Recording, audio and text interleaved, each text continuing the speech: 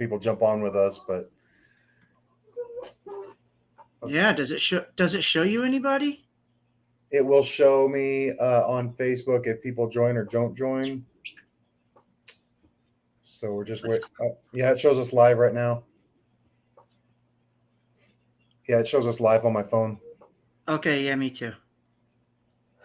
Good deal. Yeah, there we go. Yeah, does it show you any? We're delayed, but Yeah, there's going to be a little delay from Restream to Facebook and YouTube.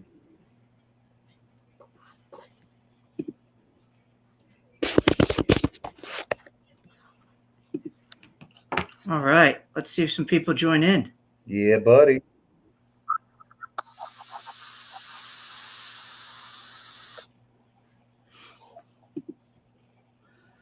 I'm just excited to do this and chat with you and really break down what happened yesterday a little bit and the practice and qualifying. I just can't believe that we had so many issues with big names. Like Bowman had a toe link broken. Chase Elliott hit the wall, had to miss qualifying start in the rear. Yep. You got Denny blowing an engine like as soon as he accelerated, like wild. That just shouldn't happen. Like I think back to like my days in the shop, and it's like when somebody was putting that engine together, did somebody leave a rag in it? Like what happened? Like that just I don't understand. Like one of those weird things, and it seems like Toyota's really going through it right now with all the mechanical issues they seem to be having week after week. We've seen it from time to time with manufacturers, but Toyota really seems to be snake bitten. Now, Chase Briscoe did actually get the win in Pocono, so Toyota was able to get out of that. But man, it's been a crazy few weeks for sure as far as mechanical failures and yeah, it just must be a bad batch of parts that's getting through to all the Toyota teams right now. Yeah, I just don't understand it. How they keep getting that type of, it has to make you worry if you're another Toyota team, like, because Toyota engines are made by TRD. Right. They all come from the same place. So it's not like Joe Gibbs is making engines and 23. No, TRD handles the engine program for them. Unlike how Ford and Chevy have engines built by different manufacturers, it's not the same for Toyota. And I just don't understand. They had that issue last year with Hamlin at Bristol with the engine getting torn down before when it was called back for inspection. And it's just like, how can TRD keep making these boo-boos? Like, I just don't, it's mind blowing to me at least. And, all right. Maddie is watching. Hello, Maddie. Shout out, Matt. How's it going, brother? Thank you for jumping on with us, bud. Yeah. And if anybody's watching and there's anything you want to discuss, drop it in the comments and let's chat about it. I mean, that's why we're here. The Chicago race yesterday was really, really exciting. Don and I were obviously glued in, and we were texting each other the entire race. And, we saw the ending of that race, and you just had that feeling that the 9 and the 88 were going to be the ones to duke it out for the win. Right. What I didn't expect is some of the strength from some of these other teams that showed resolve and muscle throughout the race and played their strategy correct. Shout out to the 00 team and Sheldon Creed leading laps in Chicago. I know that 00 team won the inaugural event in 03. I do believe it was shortened due to the weather, but a win's a win, and they got it done. The 41 was really strong, and I know Sam Mayer is a guy who loves road racing. But I wasn't expecting that Sheldon Creed would be their P3 at the end of this race. And no disrespect to the 00 Haas team, but, road racing hasn't necessarily been Sheldon Creed's forte, whereas in Sam Mayer, I kind of expected a strong running from him. So really, really fun and exciting to see that. we got to talk about the end of that race a little bit, Don. Yeah. That move that SVG put on Zilich, Connor gets out of the car at the end and said, "I thought it'd be raced cleaner."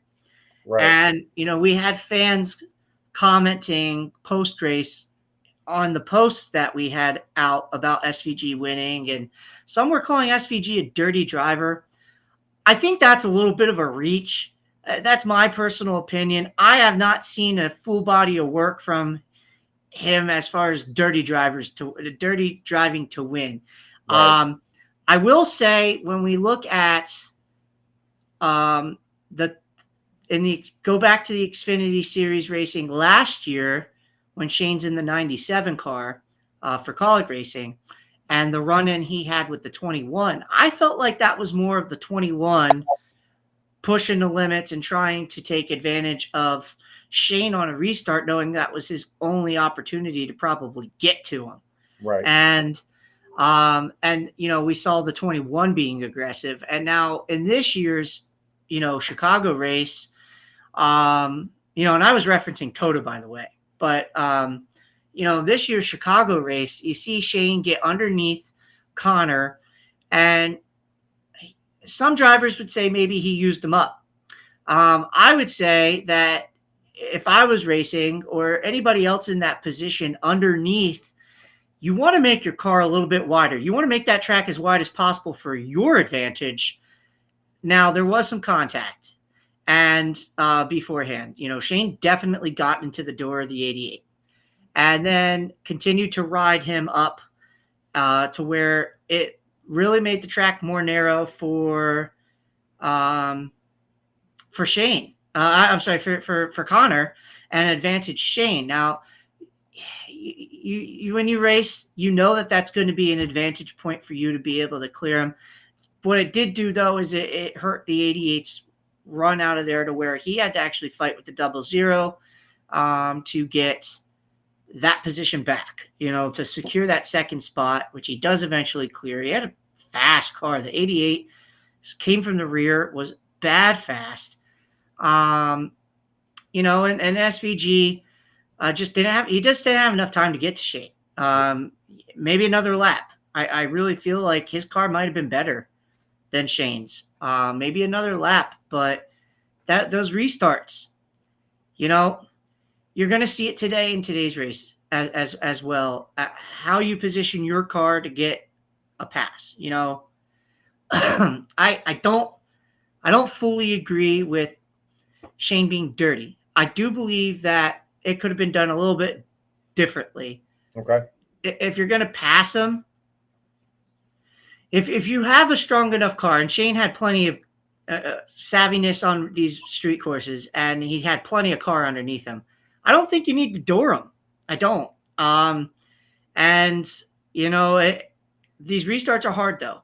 And Shane had to take advantage just as much as anybody else would have. If that was SVG on the inside, outside, and any other car underneath him, I think you're going to see some similar result.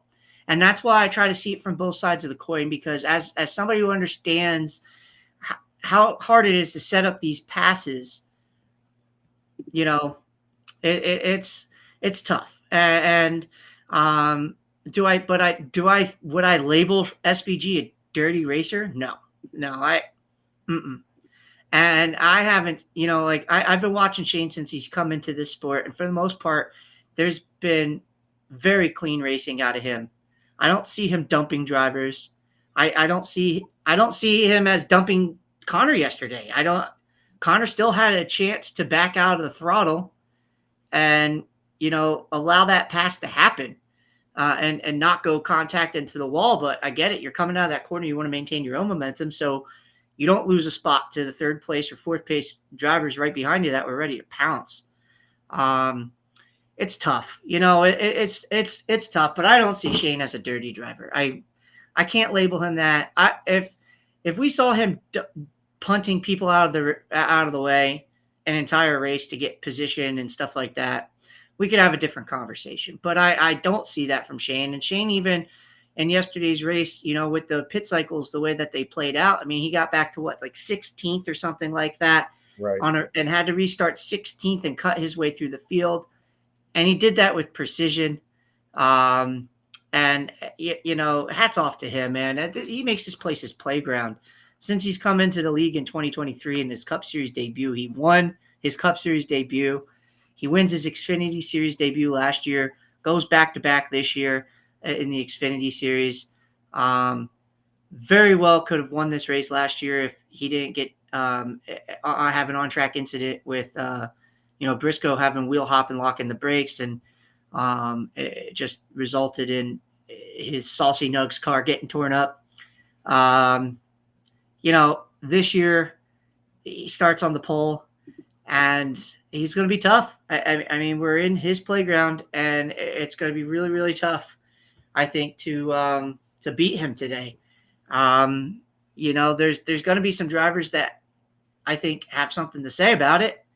Looking at some of the speed that we've seen out of Christopher Bell here, not only in the past, but he had pace yesterday. Reddick is really good here and had really good pace in practice yesterday. And then there's some drivers that are going to have to start from the rear, play strategy to try to flip how, similar to what Connor Silich had to do yesterday. If you're going to be fast, like William Byron, who had issues, and Chase Elliott had issues, they're coming from the rear.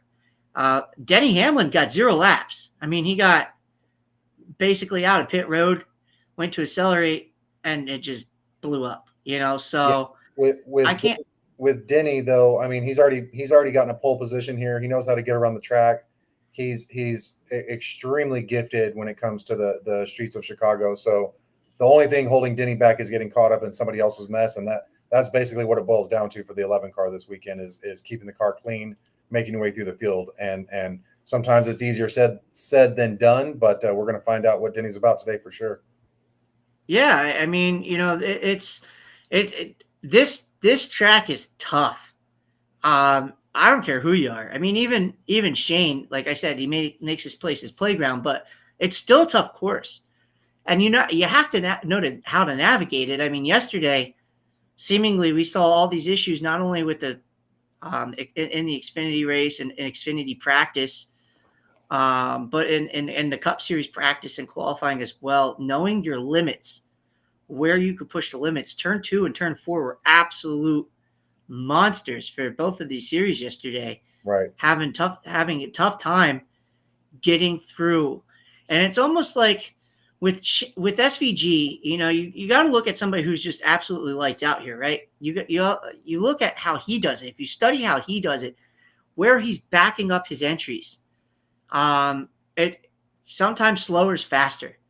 That's the method that he's taking here. It's like if I back up to enter into these corners here instead of here, change his braking zone, it helps him center off, so he gives up in the entry to get that center off, and it sets him up so well. But how he works his feet is just, it's insane. The right and the left foot, it's a thing of beauty to watch. It's a craft, and he's been doing it for a very long time. I mean, if you're tuning in right now or watching at home or whatever, Shane didn't just show up and get into a Cup car by accident. He was incredible over New Zealand, Australia, where he raced, and it takes a long time to get yourself acclimated to work the pedals the way he does. And you've heard guys like Ryan Blaney say it could take me 5 years to relearn how to do what he's doing. And there's a lot of respect out there in the garage for what he does, because they know how good he is at what he's doing. Joey Logano's made comments like, about this being Shane's place, and we just, we have to see how we stack up against him. Like that, when they show up to these tracks and they know that we have to see how we stack up against him, comments are made. That's a heck of a lot of respect, right. Coming out of these drivers. And it's fun to watch, as a as a person who just loves racing, and you put your fandom in it, it's hard not to like the guy. He's just so bubbly, and but he's incredible on these road races, and it's really, really fun to watch. I think he's going to be really, really tough to beat today, Don. We just put the pick 'em out there. If you watched at home, our preview episode, it's no surprise. You and I locked right in on SVG this weekend.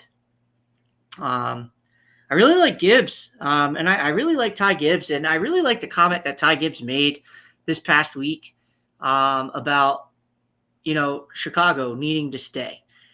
He's here for it. I would agree with Gibbs. I think it's one of the most unique races that we have, especially as far as road racing goes. We don't have another street course. Right. And I think these street races are really fun. They're really challenging. I also think it's really cool to see them rip through a city like this. And yeah, you could say it's taking a page out of F1's book, but you know what? F1 puts on a show. It's a spectacle. It's not. I think this is my personal opinion. To anybody watching, listening, or anybody who sees this and says, "Oh, Ryan's ripping F1." I'm not. F1 is its own thing. I respect it. I love it for what it is. But I believe that the racing here in Chicago on track is better than what you get in an F1 race. Yeah. You don't have those team orders. You don't have those strategies. Everybody's out there trying to pass everybody. I think the racing overall, the product on the course, is better than what you see at an F1 race. But then you also have that spectacle that's around it, the concerts all week. Zach Brown Band played last night in Chicago. And just the event it is. And it goes back to my comment about how Pocono Raceway has been successful in selling out because they make it an event. It's about the fans, right? Right. Giving reasons for people to put their booties in a seat. Right. Like we have this entire party surrounding the race, but then, oh yeah, there's a race. How cool is this? Like time for cars to go vroom. Right. Like it's an event, and that's what you see at Chicago, and it's spread out too. It's big. It's like it's not like everybody's right on top of one another, but in certain areas you kind of have to be. I guess how they lay this course out, but I'm here for it, man. I agree with Ty. Chicago needs to stay. Now, Ty Gibbs mentioned, let's look at San Diego and put a street course there too, and maybe drop one of the Atlanta races. Or I can't believe he said that, but like he was talking about races to drop, and get rid of a track that has 2 dates, to add another street course. And I applaud Ty Gibbs for saying that. I think it's something that needs to be looked at. I think it's something that needs to be discussed. I don't think Chicago needs to leave. Yeah, they've had some weather here and there. But, Mother Nature's going to do Mother Nature things. But the product, even with the rain tires, has been incredible. It makes it exciting. And the fact that you can run rain tires. So, like, as long as you don't have a thunderstorm or something, Right. You could race. And that makes it even more exciting because you're getting your event in. Right. It's really, really cool. Now, the only thing I will say about F1 is that when they do these street races, they've set up lights so they can race at night. And I think that if NASCAR is going to continue to do street racing or add some street courses and maybe get rid of some of the road races and add more street racing, you got to look into possibly setting it up like F1 has and put in a lighting system. Right. So we could run some night street racing. And that's something that's something they can easily find some sort of sponsorship deal with a lighting company, set up spotlights all around the track where it's lighting up the track where we get into the evening hours, and we can possibly finish with a dry track when it starts to rain, which we've seen from these Chicago races. The thing is, there's ways to fix these races getting shortened.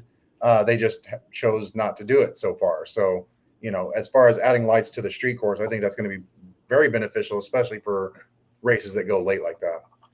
Yeah, I think it's a no-brainer. If you want to continue to do this and have an event and host an event like this, you got to look into the lighting situations. And now there's probably a lot that goes into that, Don, aside from that sponsor thing, like you said, because yeah, that's smart, right? You get a lighting company to come in and they get some recognition, but at the same time, you got to talk with the city. It's got to get worked out with the cities that you're in to put up portable lighting and make things brighter in certain areas because of the zoning laws and all that goes into making a street course happen. But San Diego, I think, would be neat. That was a place that Ty had suggested. The racing, like, you imagine them ripping down by where the beaches are, and going through some of the city of San Diego, but like how you have the waterfront there, and it's beautiful, and I think that would be so cool. There's been talks about Philadelphia, which isn't far from me, and the governor had said at Pocono Raceway, he was asked about that, and he had been quoted saying that we don't want to do anything that could potentially take away or interfere with Pocono Raceway. Right. But I don't think that it would, because it's two separate events. And Philadelphia is a huge city. Pocono's Pocono. It's always going to be Pocono. And it only has one date anyway. Pocono's going to put on their party, and they're going to fill the seats because they do it right. But an event like Philly, whoa. Knowing how cool that city could be to race through, especially because it was the birthplace of America. Right. And, just I can't imagine our sport we love ripping through the city of Philadelphia, which is a sports town I absolutely love. I'm a Pennsylvanian, and I am a Philadelphia sports fan. And to have an event like that in, kind of like my backyard. I mean, Philadelphia is an hour and a half away from me, but wow. I think it would be absolutely incredible to explore cities like San Diego, cities like Philadelphia. And if you want to only do one street race and you want it to move around, then you got to do it right. And, maybe talk into doing some sort of night street racing, like we had just said. Light this course up, light up Chicago, light up San Diego, light up a Philly, or wherever there has been talks of them running, and make it happen. If F1 can do it, NASCAR can do it. Right. That's the way I see it. And, Miami's got lights, when they run Miami. Heck, run that same course. Go down there, run Miami, set it up. Miami already welcomes the Grand Prix for F1. Why not? You could have individuality by picking cities that F1 hasn't been to, but I think that's a cool course, the Miami course. And like I said, they light it up. Why not? Yeah. I just think that there's options out there, and NASCAR needs to look into it. I think I think it needs to be explored for sure. Yeah, absolutely. You touched on a couple subjects, including SVG versus Connor. I wanted to backtrack a little bit on that because we did see the engagement with fans on not only our platforms but across auto racing. Just the numerous pages that are out there to enjoy. And it was an interesting back and forth with fans. Talking about that wasn't a clean move, or if that was Connor in that position, that if that door bump had happened, it would be an understandable move, or there's just so many different opinions all saying the same thing, coming in from all different directions. I think that given the circumstances, you're going down a super long front straightaway. You've got 2 laps to go in a race that hasn't hit overtime yet, so you think you're getting this in now. And I think Shane saw an opportunity that a lot of drivers in this league would absolutely be seething at if they had an opportunity at the inside of Connor Zilic at turn 1 at a street course. Not a lot of people are going to get that opportunity, other than maybe your road course ringers, your Allmendingers and SG or Reddick or whatever the case is. You're going against one of the best that's doing it, in such a young buck too. Connor is establishing himself very quickly as a force to be reckoned with. So absolute respect where it's due. I think Shane saw an opportunity. I've seen people preach this is stock car racing, bumping is allowed. Get them, rough them up a little bit, let them know you're there. That's been the NASCAR norm. We're allowed to bump and grind, and let's race that way. So as far as egregious contact, I don't think that's what it was. Who knows if SVG goes in and is able to, I'm going to pause real quick because we're going through the invocations and stuff here on the race channel. So we'll go ahead and take a break for a second. Yeah.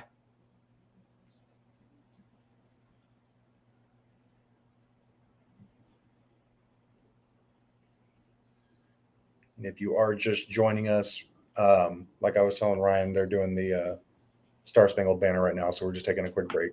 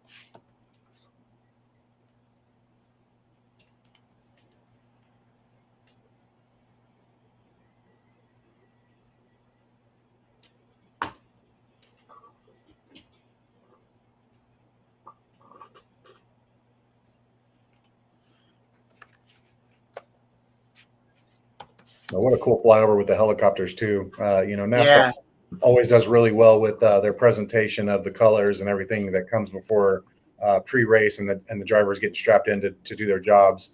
But yeah, hats off to NASCAR, always knocking out of the park as far as that goes. And I love seeing stuff like that. The families giving their well wishes and it's a dangerous thing with these guys jumping here and ladies, excuse me, jumping these race cars and it's not for the faint of heart. So I can only imagine the anxiety a lot of these families go through watching their loved ones rip around these racetracks, whether it be a street course, road course, super speedway or short track. It's a dangerous game. So getting them hugs in is important for sure.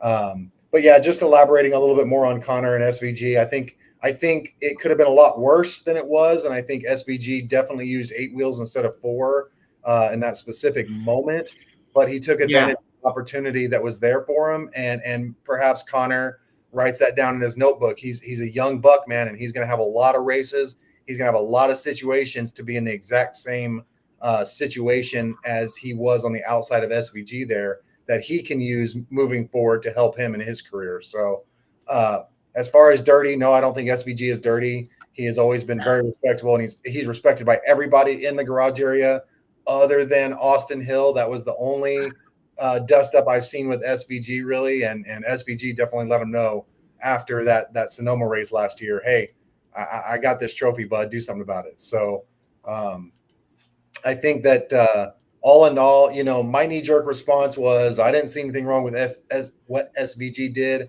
I saw some of the comments online. Ryan, we spoke privately about it, and I was like, okay, I see that aspect of it. If Connor were to be in that position, I would not say Connor did anything wrong in that situation. It's one of those very easy to put yourself in someone else's shoes, regardless of what fan base you're in, and see that Connor it was just a product of being on the outside of that turn. That's just what it was.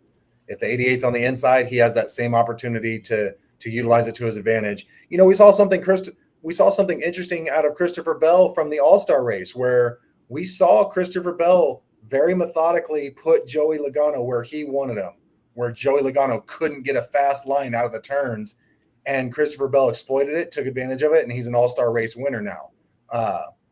If Christopher Bell plays nice and just lets Joey have the lane he wants, he might not get around him as easy and might not be lifting that trophy at the end of the night. So it's one of those give and take type sports, and drivers sometimes take more than they give, and that's the product we get with it. Yeah, I agree, and Yeah, to your point, I mean, Zilich is almost 19. He turns 19 very soon. Right. And the savviness that he's shown on road racing is just unbelievable. And you're right, he's going to have plenty more opportunities. You know, what he's putting together right now is ridiculous. The streak he has put together right now since his return from injury at Charlotte. First of all, he missed the Texas race, but that car won in Texas. Yep. But since he's come back, he's gotten a win himself at Pocono, and just he hasn't finished outside of the top 5. Yeah. And 3 of the finishes, so it's 6 top 5s in a row for Connor Zilich himself. 7 if you count the car, because that car won in Texas, but 6 in a row. 3 of those are runner-up finishes. That's insanity, man. I mean, he's catching fire right now. He's figuring out these ovals, as well as flexing his muscle on a street course like Chicago, or we got Sonoma coming up next weekend, where just these tracks that fall right into his wheelhouse. But he's also, oh yeah, by the way, I got these ovals starting to figure out. He ran an excellent race in his Cup Series race at Atlanta, avoiding all the big wrecks and salvaging, almost got top 10. He finished 11th, but just hats off to this kid. I mean, I call him kid because he's half more than half my younger than me, and just he's so mature and wise between the ears, and methodical in what he does in a race car. Right. Yet he's still learning. Like when you listen in on the scanner and the people he has coaching him, and I mean, he has Dale Earnhardt Jr. in his ear. He has Marty Lindley, excellent crew chief, and learning so much, and still has so much to learn. The sky's the limit though for him, and it's fun to sit back and watch it. And the future of our sport is bright in the hands of a Connor Zilich and a Jesse Love, a Nick Sanchez. We're seeing it all. Corey Heim, yeah, unbelievable talent. We're seeing it all right now, budding before our eyes. Yep. The future of our sport, and it's going to be. Christian Eckes is another one. Like there's so many names, these young up and comers, that when they start to get their cup opportunities, and seats start to change because of other drivers aging out and whatnot, it's going to be really fun to watch. The sport is in great hands, I think. They're strapping into their cars now. I'm excited. I was just looking ahead. If you're watching at home and you have the race on, that it's cloudy there. I was just looking ahead, and there is a band of showers that is looking to come through. Rain is likely in about an hour or so. Right. Kevin, how you doing? Kevin Marble just commented Connor Zilich to the 99 in 2026. Well, seemingly the writing is on the walls, right? He's Connor Zilich is a Trackhouse driver. Let's make that clear. He's under contract with Trackhouse Racing. So he's running at JRM with a partnership that they have with Junior Motorsports. And you've seen all the other Trackhouse drivers run a JRM car this year. Every single one of them has. Right. There's a big partnership there, more than probably what meets the eye. And I won't dive too much into that right now, but that's something Don and I are going to talk about later on, because that partnership is special. And I think that it's going to maybe help Junior Motorsports down the road if he wants to run Cup more. But Connor Zilich, I wouldn't say 99. I think that number might change. I think Connor might stay in the 87. That's exactly what I was just about to include. I think his branding is already set in stone for Trackhouse, and it's got to be that 87 car. I don't think that they switch to the 99. I think that would be kind of going backwards. It's almost like an NBA player switching jersey numbers for no reason, you know? Yeah, it could happen, but I think it stays with the 87. I I do. think so too. And yeah, the writing seemingly it's like read between the lines type of deal with Connor Zilic because he is a Trackhouse driver. We obviously know Daniel Suarez is no longer going to be in the 99. So a chartered ride, because when he runs the 87, it's not chartered. Right. But all they're doing is changing a number on a door. So Right. they have a chartered ride seat available, and yeah, 87 for your birth year. I like it. Yeah, it's a cool number. 87 was a number I wore in football, so I'm here for it. And it's funny because I started as wide receiver, and then, but I was also starting safety. And safeties don't typically wear a number that high. But when I was playing, I played more safety. That's actually where I was recruited up until I had knee injury. And I was probably going to have to switch my number. But yeah, 87 is what I wore as a safety too. And so yeah, 87 is a cool number. I like it. And I think it looks neat. I think the 87, the 88, you kind of see like stacking some numbers. You have the 87, the 88, and the 1. So the 1's obviously not going to change numbers. That's Ross's number. Right. And Shane is definitely not going anywhere. He's in the 88 for the foreseeable future right now.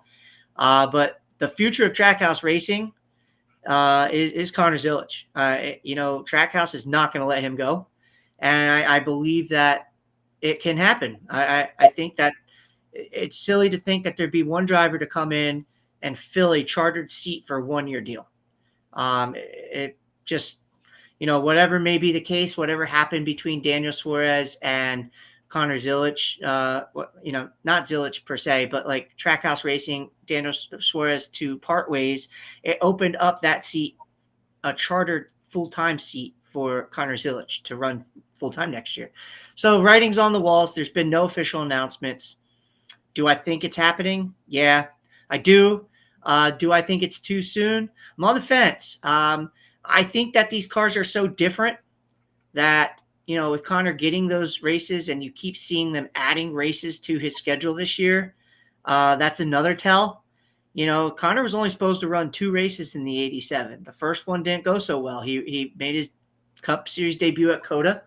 He had issues he had to go to the back, trying to get through traffic and trying to avoid a wreck. We hit Daniel Suarez in that wreck. Ironically, it was Daniel Suarez. Yeah. But I think that 87 car was bad fast, and had he not been in an accident, who knows if Christopher Bell wins that race? Yeah. I mean, that 87 car was really good. Really, really good. So, I mean, he would have been in the mix. Connor Zilic is no joke when it comes to these road races. 24 hours at Daytona champion, and that's a race in itself, man. You go run an endurance race like that and win it your first try. Like what? Like it's like just all the road racing experience that he has right now, and in such a young age, he's only gonna get better. Yeah, he's the next superstar in this sport. Pitbull left Trackhouse, and I think that had a lot to do with Daniel's release. Yes, Pitbull left. There were some business things going on in the back end, and do I believe that had something to do with the release of Daniel Suarez? No, I don't. I think Daniel Suarez is really good friends with Justin Marks. They've become very close. So it's hard. This was a business decision. Daniel Suarez just isn't getting the results. Winning a one-off here and there, it's not going to cut it. You want to compete for championships. And I just don't think Suarez was getting enough consistent results. Right. And is that on the driver fully? I can't say it is necessarily. The team itself struggled earlier this year to find speed even. So, and you have a driver like Ross Chastain who has the ability to kind of will that car to better finish than what it may be of deserving to. You saw that a lot early this year with them. Right. And, I'll call it for what it is. When I had the experience to hang out with Ross Chastain at the shooting range, if you guys haven't seen that, go back and watch that. It was an incredible day, but Ross is a really good shot, by the way.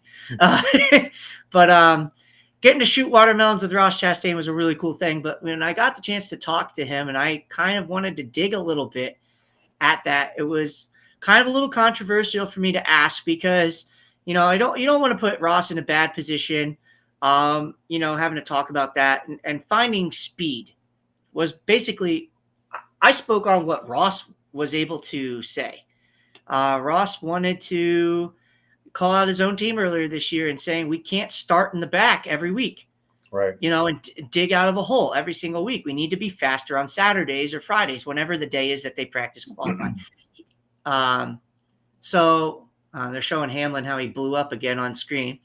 That was absolutely insane. I just, that motor letting go like that, something was missed. I will never probably know, but they're going to have, I'd like to be a fly on the wall, in those meetings that they probably had yesterday and then they're going to have on Monday.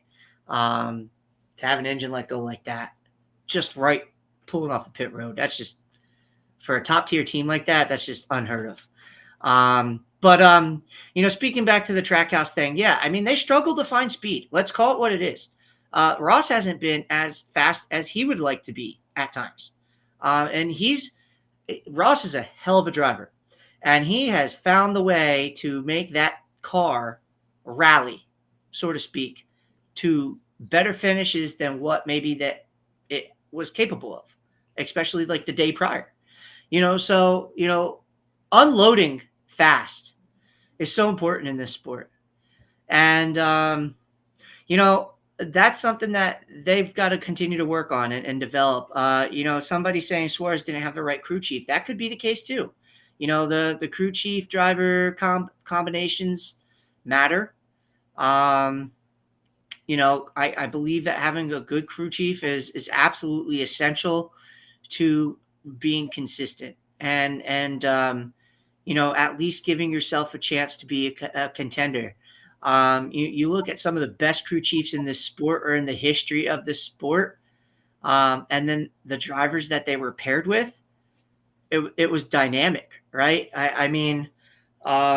When you get a good crew chief and a driver and they know how to get it done, it's special. It really is. I think of I think of crew chiefs like old school crew chiefs like a Larry McReynolds, right? He comes to mind because he sat on the pit box for a Davey Allison, a young, talented Davey Allison, and they had a year where they seemingly won everything under the sun. Davey has his crew chief, his championship year. Obviously, Davey tragically had his life cut short with a helicopter crash, and who knows what that combination was really going to be. But then you get him going, and he moves around. It seemingly anywhere Larry McReynolds went, the cars went faster. Right. He wins races with Dale Earnhardt. And you look at Dale Earnhardt Jr. When he got with Steve Letarte, Hendrick Motorsports, had some of the best years of his career there. The consistency was there. It just, Chad Knaus, Jimmy Johnson.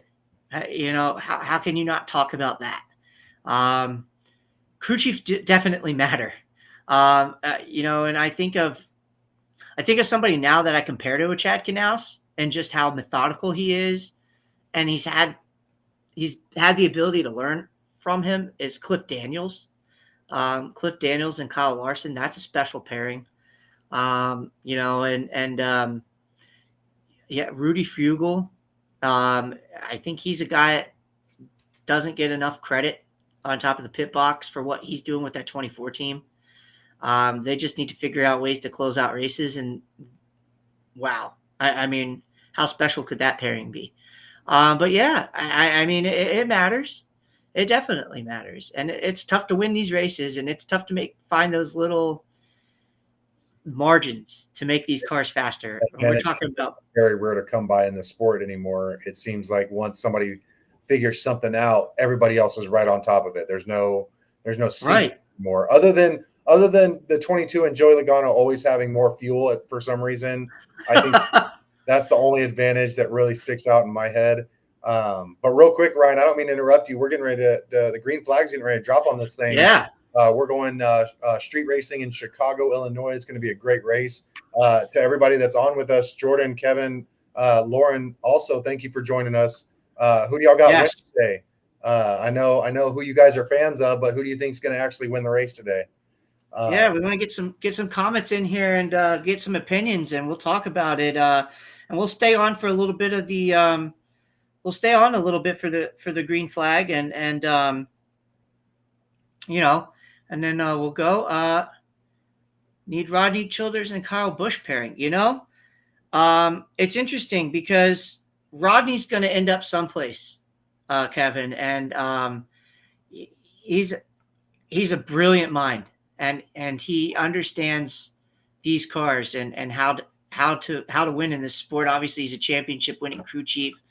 A lot of connections with Kevin Harvick. He misses racing. He was just doing some stuff with Harvick this past weekend. And we'll see Rodney back. And it's going to be interesting to see where he ends up.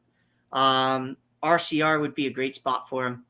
And seeing, but again, I don't want to, obviously if Rodney goes to RCR and takes over the 8, then that's taking somebody else's seat. And, I don't like seeing people lose jobs either. That's the hard part of the sport. Well, it's one of those things where if you're not getting the But results, you got to perform. if you're not getting the results that are necessary to be a championship contending team, you're going to lose your seat real effing fast. And we've seen it happen to drivers.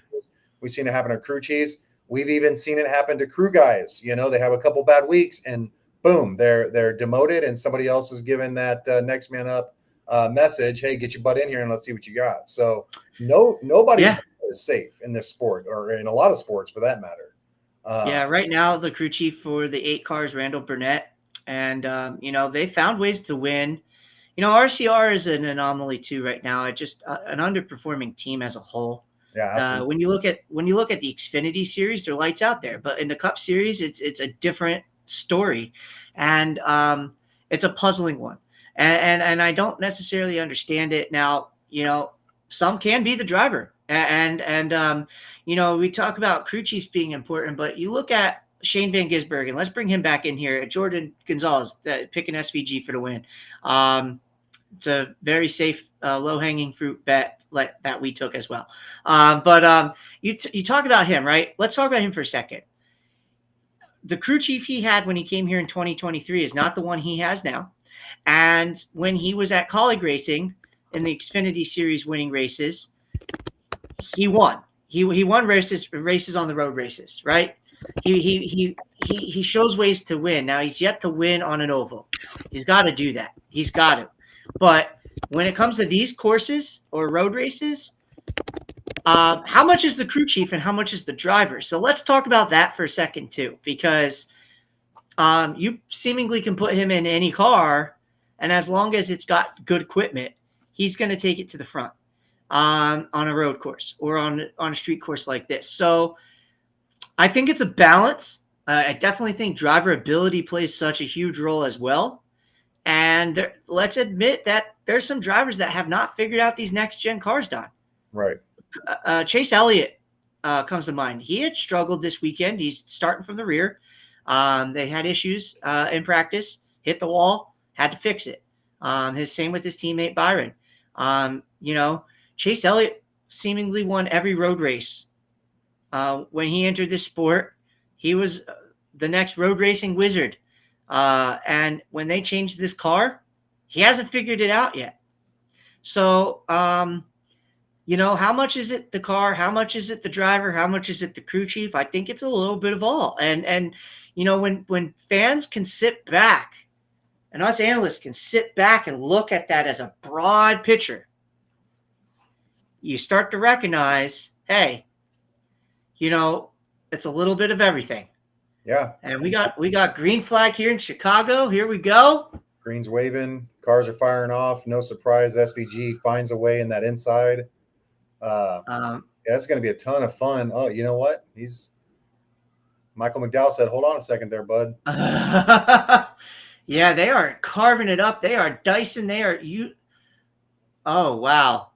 So right from the jump, Michael McDowell, yeah, definitely said, "Hold my beer, SVG. I got something for you here." I wonder if they thought about that all night last night. And here comes Tyler Reddick on the outside, looking really sporty. It's going to be fun to watch is how everybody transitions from this dry track, which we don't normally get with a Chicago Cup race, as it translates into, transitions into wet weather. Lauren had mentioned that about the race is going to get even more interesting once the wet weather hits, and I can't agree more. Everything's going to change. Your strategy, crumple it up and throw it out the window, because once the track gets wet, everything changes. So everything changes. It's almost like you have two races in one today. Right. And you got to navigate through both in order to be successful at this. And not everybody's going to be as successful as others when that transition happens. Yeah. And, the timing of everything is going to be interesting too, because when does that wet fall? Because once that track loses grip, you've got to get off the slicks. Yep. So that's going to play with the strategy big time, because imagine if they get a stage break, right? And they pit and they still are on dry tires, and then they have to pit again because of rain starting. That's just going to be wild. Now, we also see Kyle Busch. Kyle Busch looking really sporty in his Slurpee machine here. He's up to third. He's gotten around Reddick. And Chase Briscoe up to sixth. Watching some of these cars that have moved a little early on. It's going to be interesting. And it looks like the 24 is really struggling right now. There's definitely a miss on that 24 car. Would not be surprised to see it on pit road very, very early. Yeah, if you're a fan of the 24, not looking like today's your day. This weekend is really not his weekend. He struggled, obviously, but yeah, he's 32 seconds off the lead. But really, he's almost 18 seconds behind the second to last place car of Catherine Legg right now. Something's not right with that 24 car, guys, and that's early development here. It's got to be bent. Something's got to be going on with the chassis, or it's just they did not unload. They actually unloaded really fast, and then ever since he made contact with the wall, the weekend just went to crap, like you were saying. So, yeah, buckle up, 24 fans. It's going to be a long Sunday afternoon for you guys. Yeah. We're starting to see Ty Gibbs lose some patience here with Ryan Preece, trying to set him up for a pass. And, it's fun to watch how these drivers do navigate this course and set up where the passing zones are. And the 24 car is limping down right now. I mean, I don't know if he's meeting minimum speed, folks. No, he's definitely not going to meet speed like that. But if he can get it off the track, that would be great, because I love me some green flag runs. I don't want to see this thing go caution so early. Let's get right. Road. Let's keep him running, and let's keep him racing, because I want to see as many green flag laps as possible before we get wet weather, because the wet is going to looks like a clutch definitely. Issue. Yeah, it's clutch issue. So mechanical issue here for the 24. How long can they hold on? 40 seconds behind. Yeah, he's gonna go lap. He's gonna go lap down soon. He's going. It takes about a minute and a half to get around this place. Maybe a little longer in a race situation. But yeah, I mean, right now McDowell having a really good run, and hats off to Michael McDowell. And you guys show some respect and love his way. He won Indy road course. He knows how to win on road racing, road races, and he is one of the ones that we typically have an eye on. Oh my goodness, we just had a huge pile up. It's like Carson Hocevar. Looks like maybe the 6 car. Daniel Suarez. Austin Dillon, Brad Keselowski. Yep. The pickle car. So Todd Gilliland. Yeah, it's just logjam city right now. You hate to see that. That definitely helps the 24 as far as buying Riley Herbst was in that as well. as far as the 24 buying time and getting whatever issues they're dealing with. But yeah, we see about a 7. Oof. Oh, Carson Hocevar just absolutely smokes the outside wall coming out of that turn, and everybody else just can't get out of the way in time.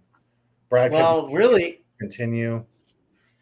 really, some cars just, I mean, Austin Dillon looked like he was going to be able to park there and be okay for a second, and then just got plowed into. Oh, my goodness.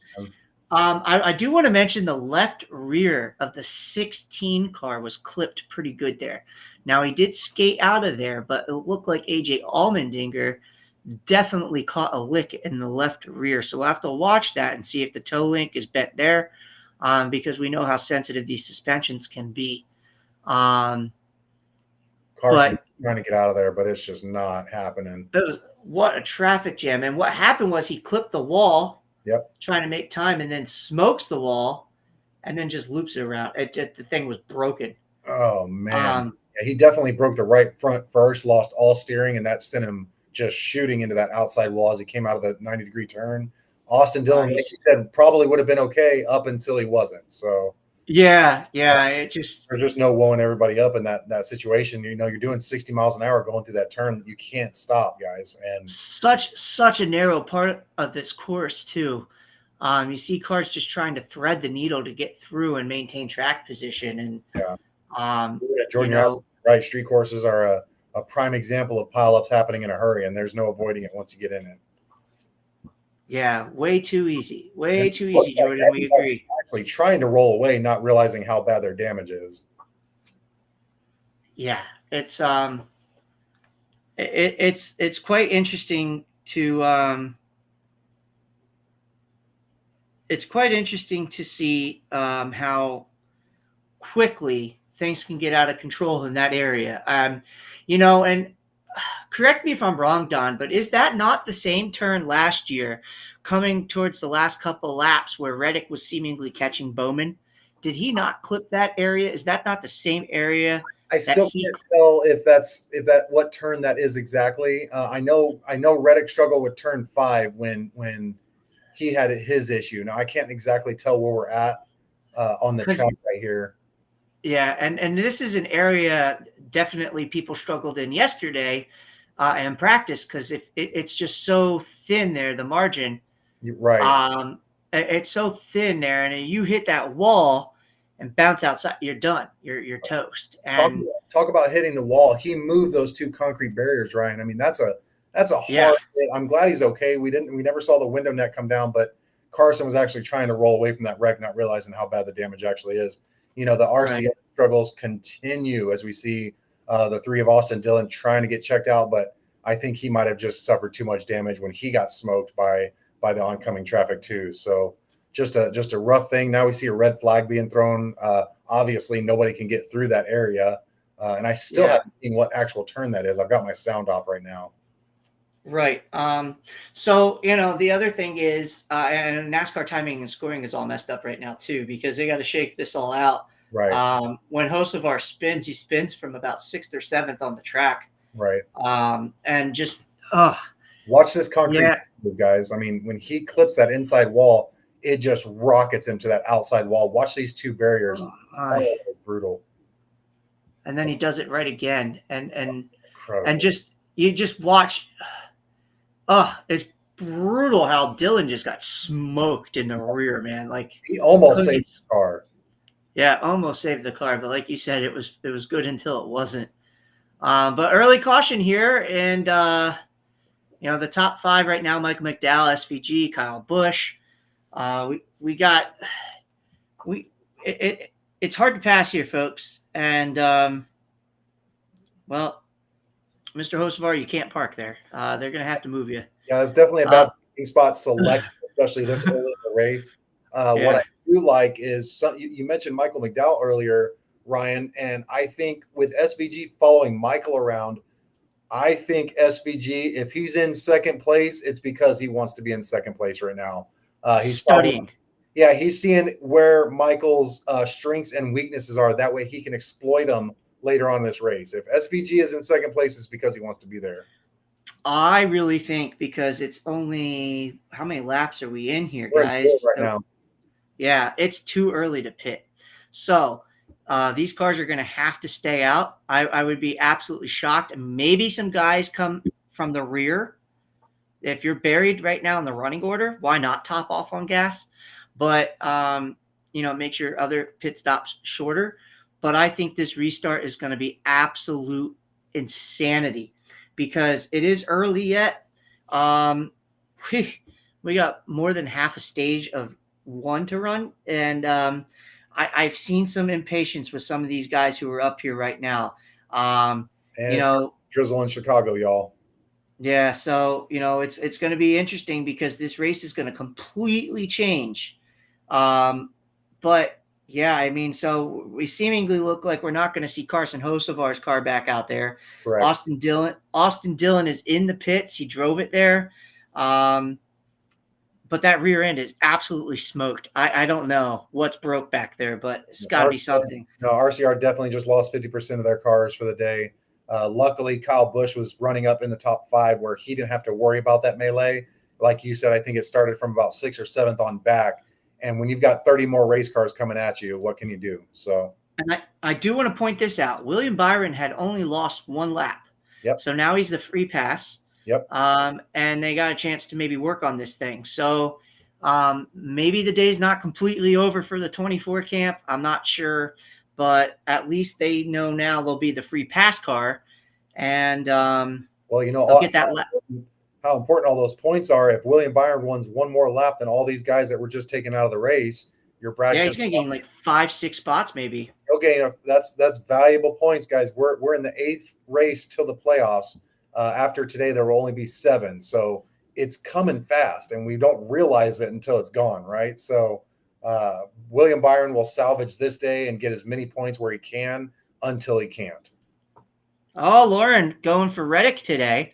I like that. I like that pick. Tyler is a really good road racer himself. A lot can seem to forget because he's had such good success in general in this sport. I mean, he's an Xfinity Series champion, and he's won a good handful of Cup races. Had his career year last year, finishing in the top 4 in points, and success has been there for him on the oval tracks. But his first ever win came on a road course. His first ever win for 2311 was on a road race, and Don, Don's neck of the woods. Lauren, maybe your neck of the woods too, Coda.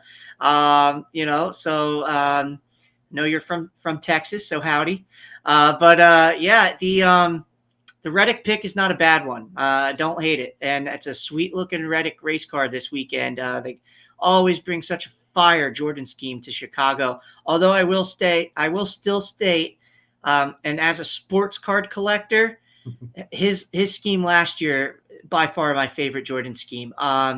It took me a while to really realize it, but like I just absolutely love the scheme he ran. I love the colors, the purples, the reds, but it pays homage to Michael Jordan's rookie promotional card that Nike released for him back in the 80s, his rookie season. And it's considered one of Michael Jordan's rookie cards. And so for sports card collectors, that's a grail card. They sell anywhere from like $500 north. It's an expensive card and for a piece of cardboard, but yeah, it's a cool card. And I love that car paid homage to that. And it's so neat. Carson Hocevar's car's getting more damage courtesy of the straps breaking on the tow truck. My so don't see that every day, but wow. Yeah, that's not good. So gonna wait even longer to get that car off the track.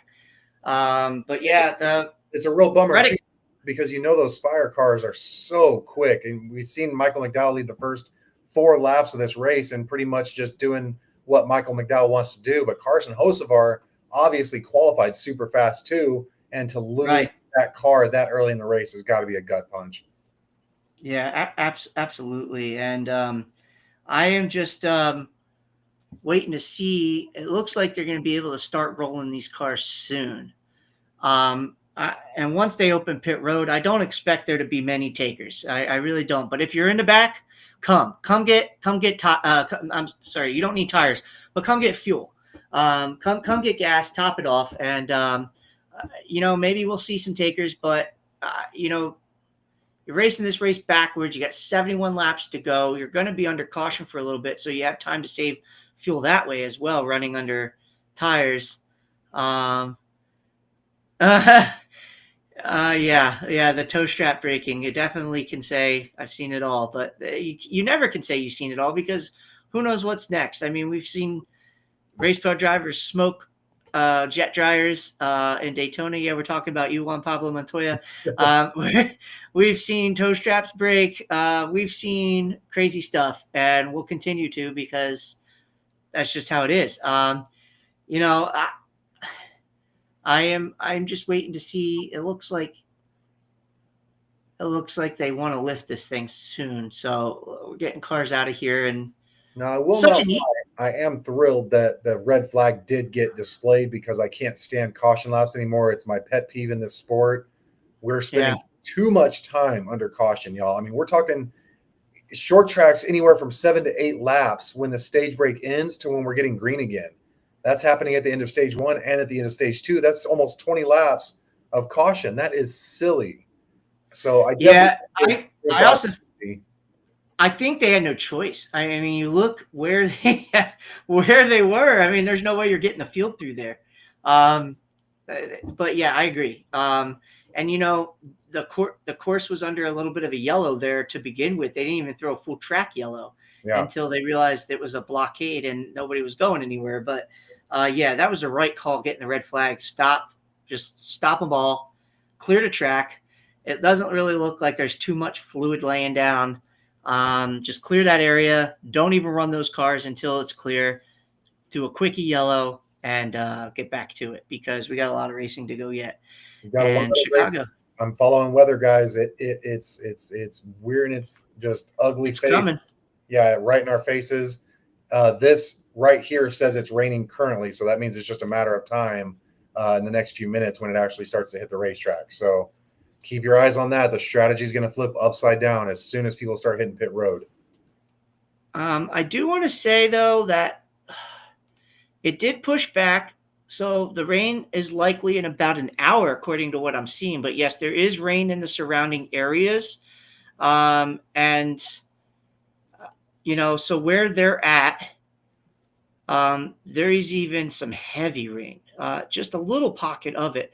But when this starts, I don't agree with what I'm seeing. I'm looking at the radar now, and I'm reading a really good up-to-date radar. Guys, I'm a little bit of a weather nerd, so I do have a radar subscription. My son, my 12-year-old son, wants to be a meteorologist, so he has a radar subscription that he gets out of his monthly allowance, and I use it too. So friend benefit, dad rake, but I am seeing pop-up showers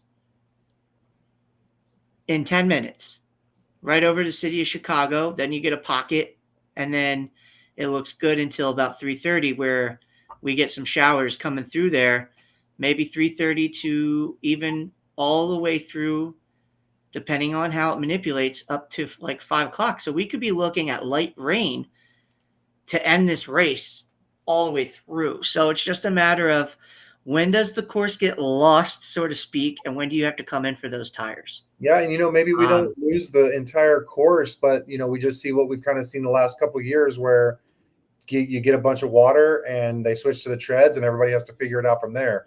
I'm hoping we don't run into a situation where they actually have to stop the race because of the weather situation. Now, looking back to 2021, we saw Coda and its inaugural race, just turn into an absolute monsoon of rain showers. Do I think that if Chicago is looking at the same sort of situation, they should race? No, that's not safe. That's not fun for anyone. But hopefully, it stays moderate to where the rain tires do just enough to keep these guys going quick. Yeah, I think that I think that what we'll see is I'm just resharing here to let people know. Come join the fun. We're live. Let your friends know. If you're in any NASCAR groups, share our stuff. If you guys are here now, first of all, we greatly appreciate you. I just wanted to take time to say thank you for joining us.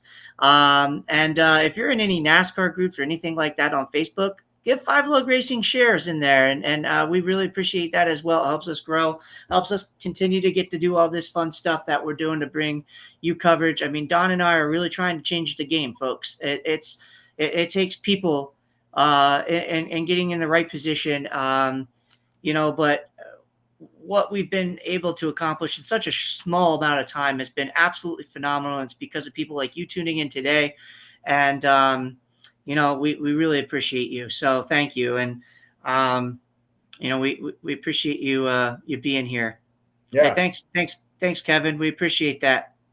Yeah, absolutely. I was just about to say to everybody that supports any of the smaller channels trying to do with what we enjoy doing. It's all a process, it's all a grind, but we love doing it. And there's reasons we do it. And without you guys, there would be no reason for us to do it. So thank you, Ryan. You said it right on the head. But yeah, to everybody that's doing what we're doing, it's a lot of fun. I just enjoy talking about racing, and I enjoy, like my buddy Jordan said, we're going back 25 years now, and I take him out to San Antonio Speedway, and I think I kind of got him hooked on it. So it's been really cool to see him continue to watch the sport as time goes on. I know my friend Lauren is on watching with us right now. Her son Easton is starting to get into racing. He wants to be a pit crew guy. I think that's really cool. So, that's awesome. It's just all about growing the sport, and we're accomplishing our goal. And it's been a lot of fun, bud. Yeah, absolutely, man. And Roy, thank you for introducing yourself and saying hi. Nice to have you here, man. Big William Byron fan. Yeah, man. Tough day for you. Apologies, but you got to look at the season as a whole. He's having a heck of a season, but just maybe not their day here in Chicago. Interesting to see what's going on here with a story developing with the 17 crew. And what their strategy is going to be going forward here. Now the 17 sitting in fifth, they desperately need a win as well. They're one of those bubble teams. Don, we got to talk about that, because the next couple of weeks are going to absolutely shake up the playoffs. If you're a bubble driver and you can't win one of these races yourself, you so desperately have to be rooting for a guy like Shane Van Gisbergen or a driver who has a win to win this race. Yeah. Michael McDowell winning does you no good. Nope. Unless you're Michael McDowell. Kyle Busch winning does you no good unless you're Kyle Busch. Those drivers that are on that bubble are sweating bullets. Yeah. And you're talking about in Christopher Buescher, Tyler Reddick, and even Bubba Wallace, Alex Bowman. These guys are having consistent seasons, and now they're leapfrogged by guys that probably wouldn't be in playoff position right now if they didn't have that elusive win added to their season. So to the guys that are having more consistent seasons but are in danger of losing their playoff spot, it's really going to be interesting to look as the future goes on to see, how does NASCAR help that as a whole, because there are way more consistent drivers missing out on playoff opportunities for drivers sitting in 27th or 32nd in points. And I think there's a little room for opportunity as far as fixing that system a little bit. Yeah. And, it's tough because, when you have a year like seemingly we're having, where there is those opportunities for that many drivers to get a win, then the tiebreakers will go based off of points and finishes. So If we do get 16 different winners, first of all, that's exciting for the sport. Yeah, absolutely.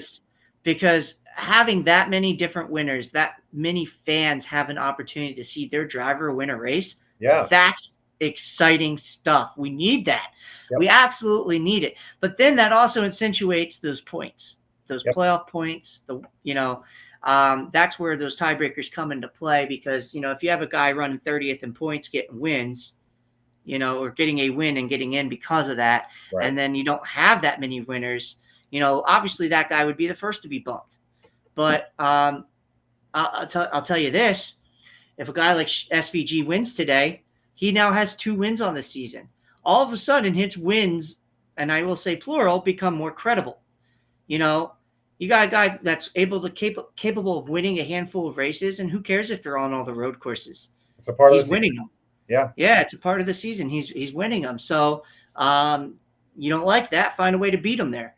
But if he gets a handful of wins, say he wins 3 to 4 road races, um, do you say that, if he's only 20th in points, that he's not deserving of getting in the playoffs? No, but the way that NASCAR is rewarding wins, you get 4 wins, his playoff points are going to be right up there with Byron and Larson and Bell, and that's insane. Like, you could think about how quickly how quickly he could turn around his season just by keep rattling off wins. Winning is winning.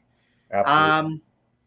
And in the playoffs, you don't get as many road races. You don't get as many of those opportunities. So, again, he needs to figure out how to win on these ovals to sustain success in the postseason. But, man, to go out there and give your fans a show on all these road races, that's what people are here for.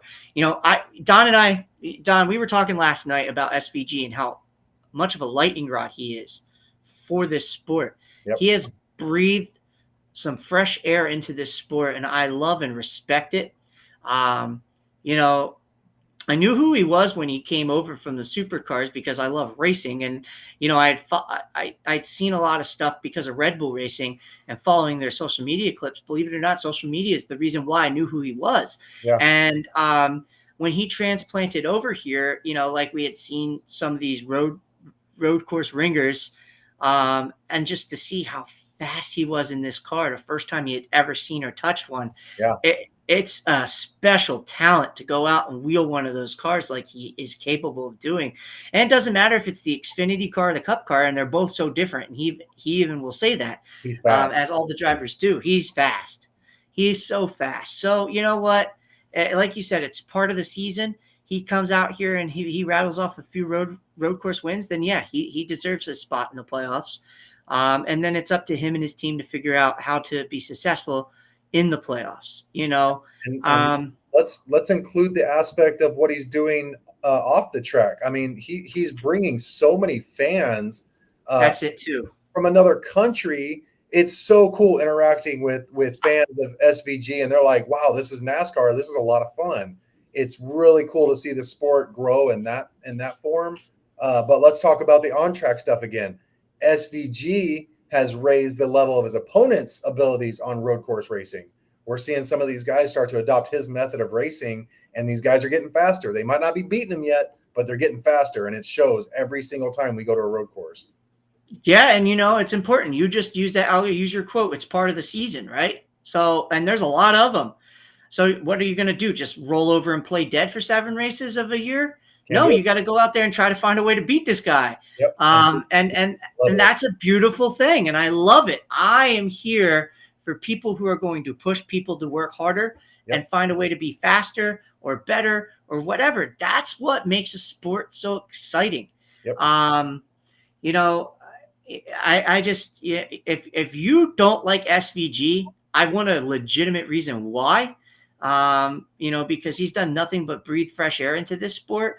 Don, you mentioned the fan bases in the other countries that are watching NASCAR because of him. And it's not just New Zealand, but it's Australia too, because he's extremely popular there. Yep. He is from New Zealand.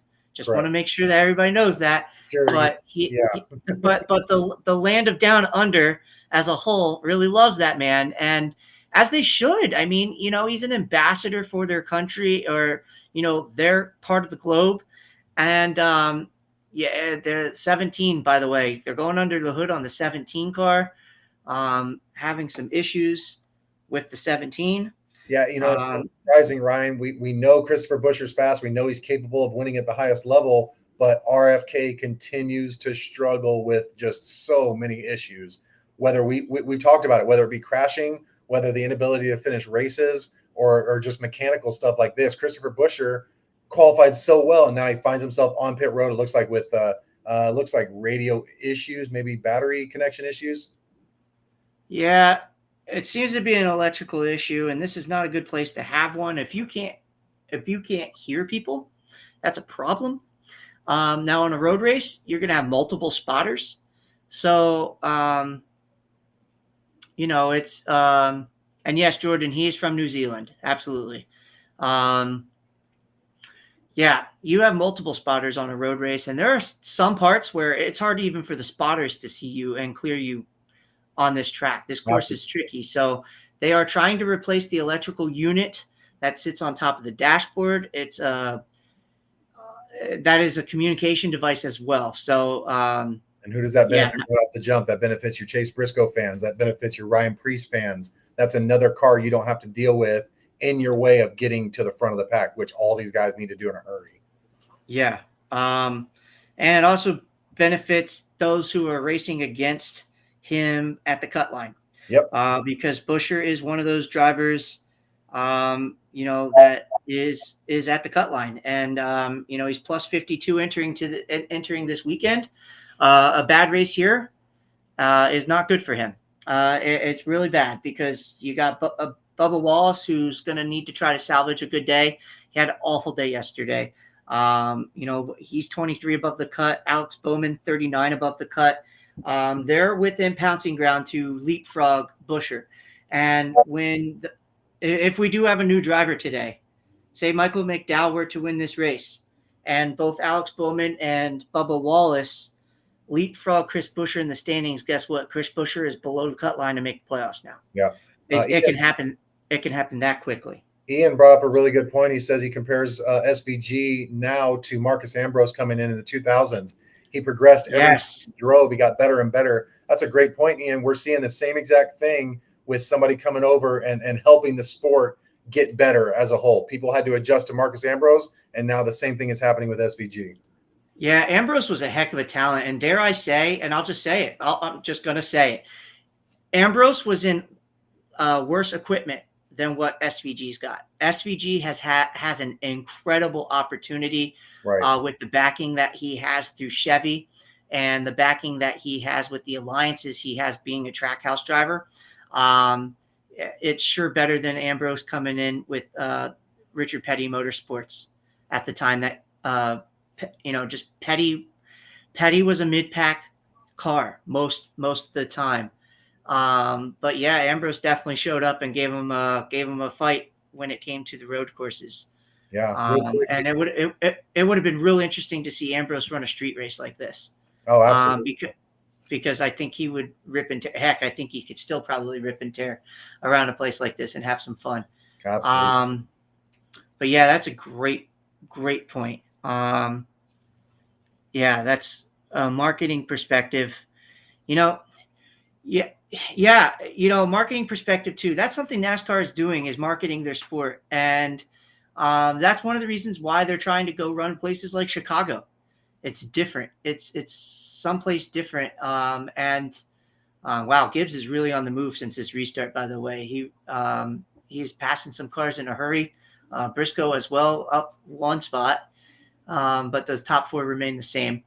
The marketing perspective is interesting too. You talk about that, Ian, and that's a great point because, when you are a sport and you're trying to market yourself and put yourself out there to a broader audience, what better way to do it than an international superstar like Shane Van Gisbergen? Now in America, we may not have heard his name. There's a lot that did not. Chicago 2023. Before that guy entered this race, there's a handful of people, a good part of NASCAR fans probably had no clue who he was. Right. And again, I admit that I knew who he was through social media, and watching clips of him and starting to watch some of the racing that he did down there in New Zealand and in Australia, and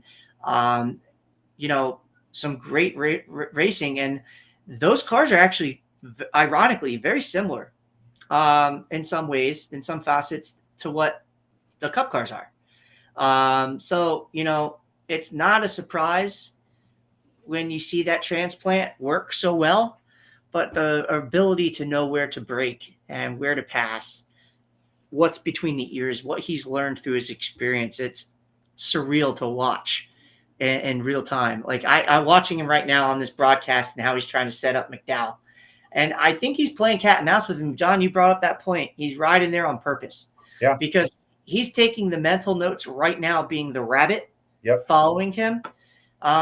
Because now he's going to take all the mental notes and be like, okay, I've seen what you've done here, here, here. Now I know how to beat you.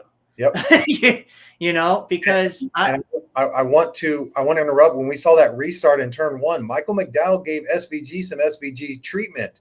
We saw him take away SVG's line exactly the way SVG took away Connor's line and utilize it to his advantage. That's exactly what we were talking about at the beginning of this stream was, SVG getting served some of his own medicine. We just saw with Michael McDowell's beautiful move. Frostbite 68 says, "What's up, fellas? Hello, shout out to you. Thank you for tuning in. We appreciate it. Watching over on YouTube, so we really appreciate that. Really do. Very much. And yeah, James, host of our wrecking out. I can't agree with your comment about dude can't race. I think Hocevar is an extremely good talent. I also think that he's very young and immature in some aspects, Right. and not just in the car, but out of the car. And I think that sometimes he's going to need somebody to put an arm around him and say, "Hey, here's what we need to do." I'll bring up a point, and I talked when I was fishing, for something out of Ross Chastain about this. If we remember when Ross came into this league, he was a little, dare we say, reckless, and he had to tone it down a little bit. He said, "If I'm wrecking, I'm not winning races." Or finishing races, for that matter. Or finishing races, exactly. So to find a way to finish the races and just he has to be careful. Now today, I mean, that was definitely a driver error. Yep. He cut his corner, but if you can nip that corner and apex that corner appropriately, you're going to be so fast. And that's exactly, you want to just get to that wall, but the margin's thin. And when that wall is a triangle like this and it pokes out like that and you hit it, you're done.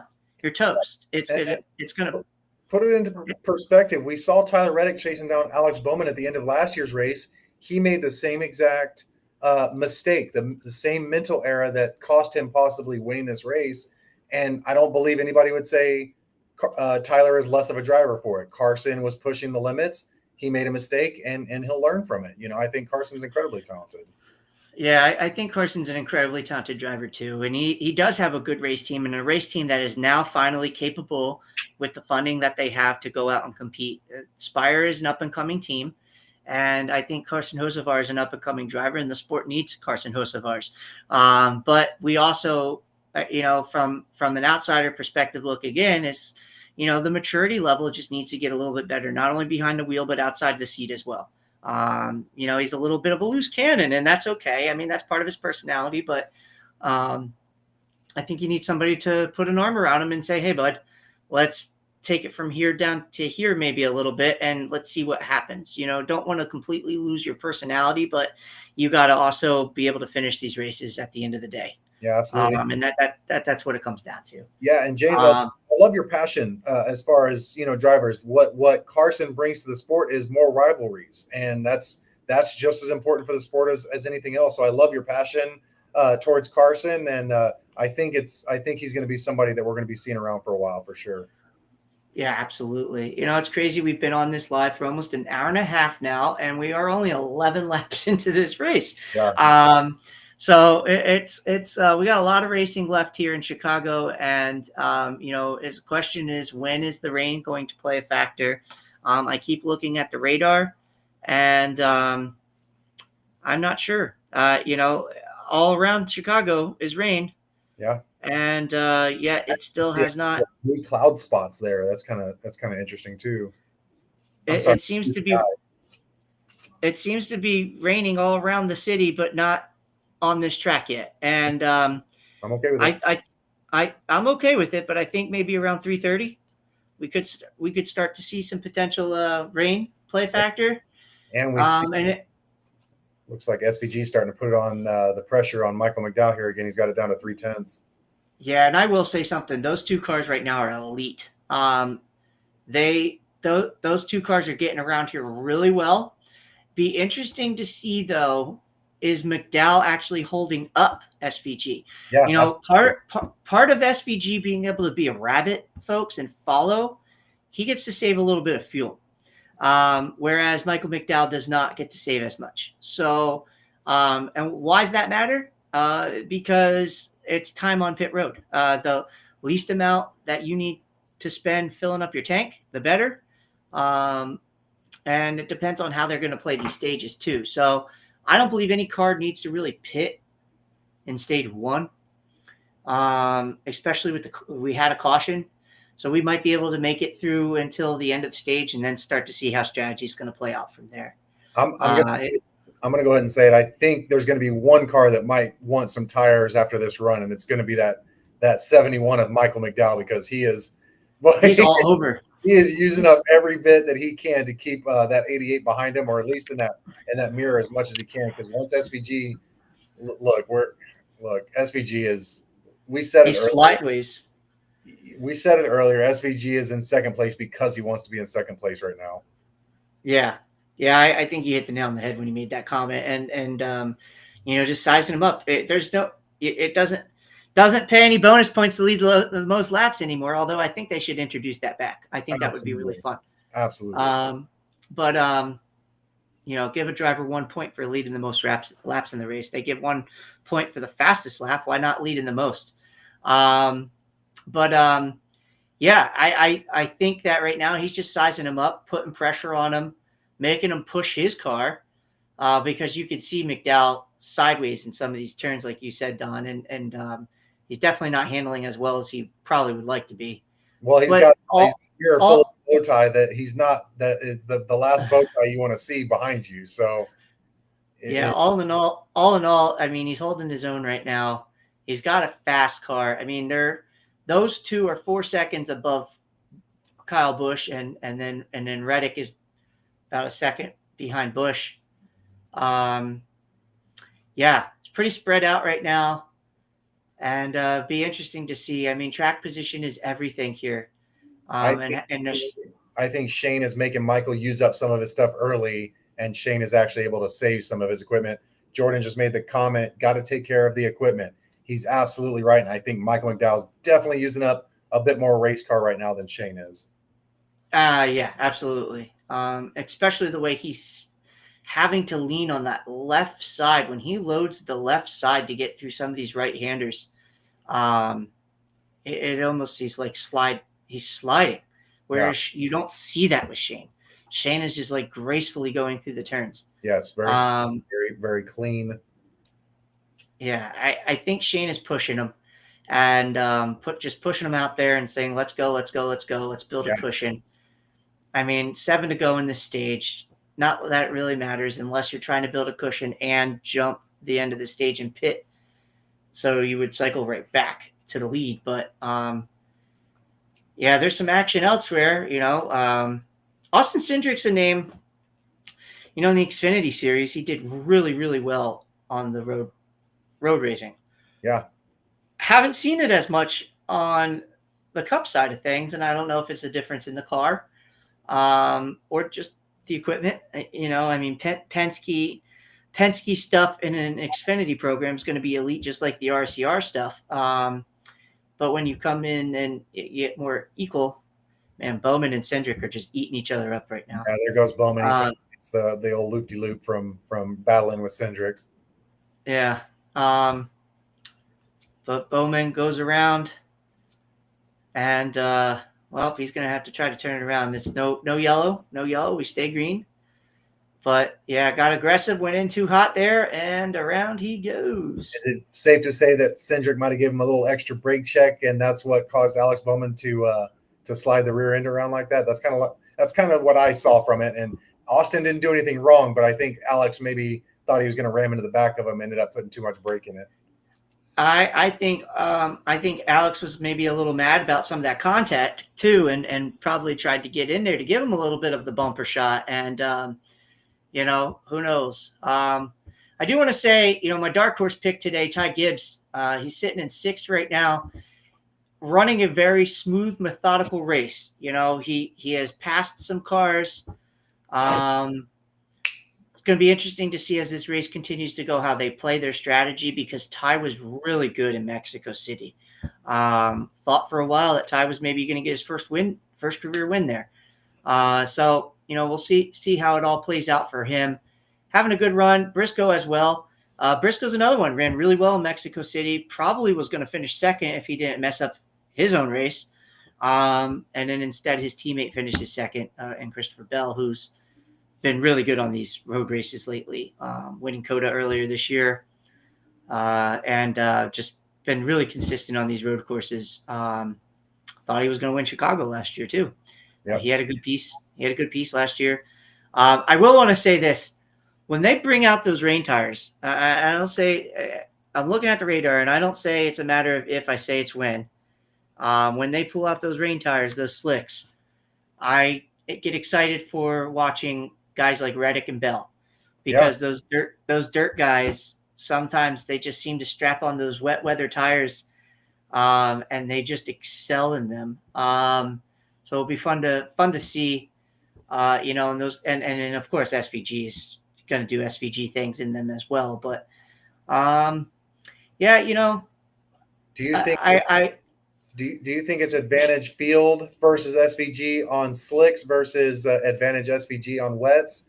How do you think that entire thing, is it SVG advantage regardless of what kind of tread they're on? Yeah, I don't think it matters for Shane much. I really don't. I do think, though, that there is an advantage for some drivers on those wet weather tires versus some others. Okay. And like I mentioned, the Reddicks, the Reddick, the Bell, the Briscoe, those with the dirt racing backgrounds, I definitely think it helps. Yeah. And I've seen enough of those races to understand that. How it helps. And then if the track dries back out, Ryan Preece gets around Gibbs there. Yeah, that's a great move. Worked him really well, made a great move. He's pulling away a little bit. So maybe Gibbs' car is not handling as well as he would like. And then Christopher Bell is right there, ready to pounce. So Gibbs might lose a couple spots here, next couple laps.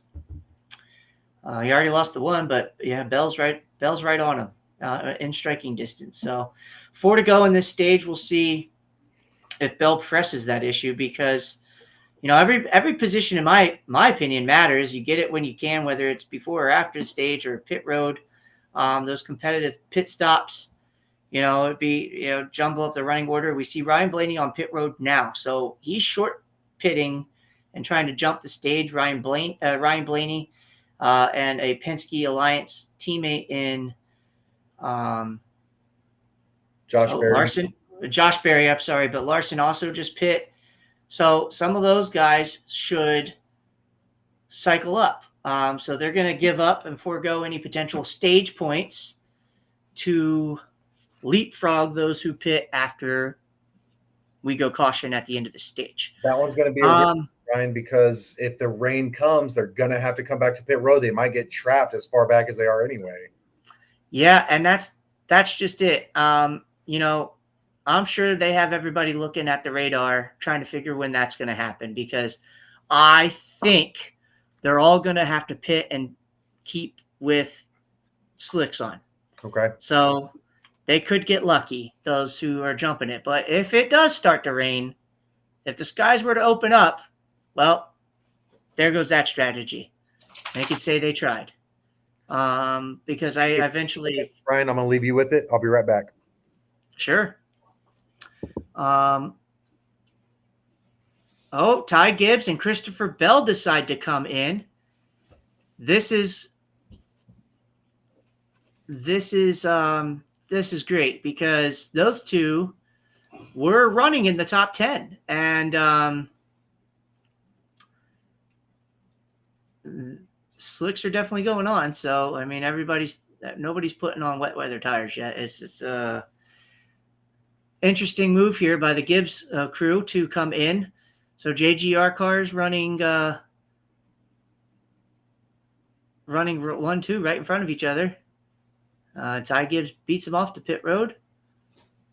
We see AJ Allmendinger on So much strategy taking place right now, folks. So much. And I don't think you're going to see the leaders pit, but maybe they do have to come at this point. And McDowell and SVG have such a big enough lead that if they did come in, I don't think they would lose too much track position to those they were already beating. So, we'll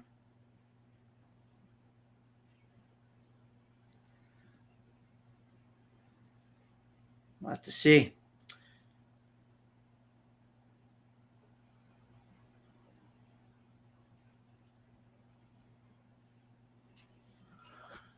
SVG is on pit road now. So he decides to pit. And again, he had such a cushion compared to the field, him and McDowell, that I don't think it's going to hurt him in the running order as much as some of those other guys that just pit, like the Blaneys, the Larsons, the Allmendingers, Bell, Gibbs. He should be in front of all those guys. So I think it's a smart move right now, especially having a win this season.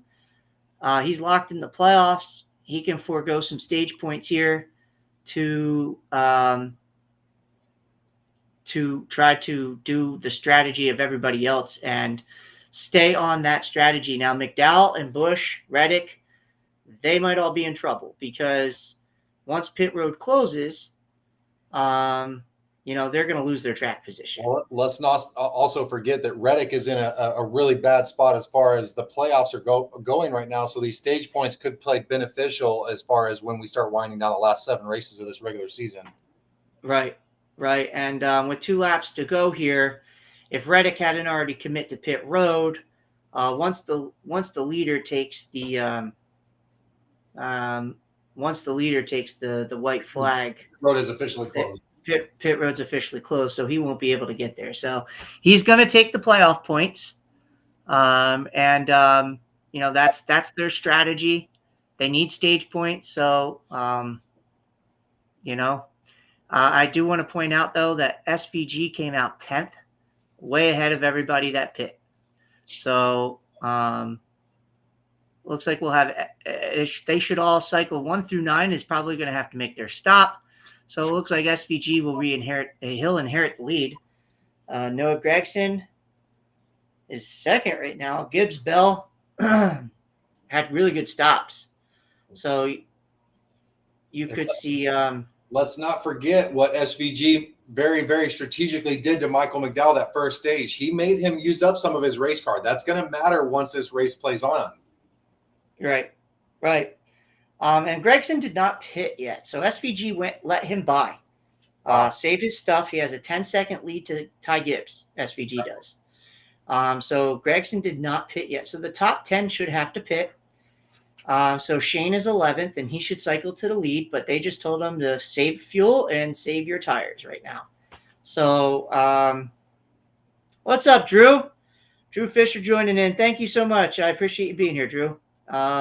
Hope you're enjoying the race so far. We figured we mix it up. Chicago's a fun race. It's one of those races. There's so much that goes into it. I think that this is an elite race, and I want Chicago to stay. I don't know your guys' opinions on it, but let us know. Let us know your thoughts. Should Chicago be back in 2026? Yes or no? My answer is yes. It's one of those things where there's goods that come from it. Like, we're getting used to it. Everybody's getting familiar with the track and the layout and the bumps and everything that goes into winning one of these races in Chicago. But then you bring up going to Philadelphia or San Diego, and now those people in those areas get to enjoy NASCAR racing for the first time when they might not have gotten to beforehand. So, it comes with its goods and its bads, but all in all, the Chicago racing has been a lot of fun, and I think it would be just as fun if other people got to experience that type of deal in their city. I agree. And that, going back to what Ty Gibbs said, keep Chicago and add another one. Right. Chicago's the first. And I think Chicago's special. I think the racing here is incredible. Lauren agrees. She goes, yes, Chicago 2026. There you go. Chicago's fun. And another selfish reason, I would like to be there next year. It's like, absolutely. I will gladly hop on a plane and be in Chicago to help cover this race in a heartbeat. So And with guys and gals like you following along and helping support us, we hope to do that. Don and I want to change the game on how this sport is covered. We do cover from a sense of, we were all fans.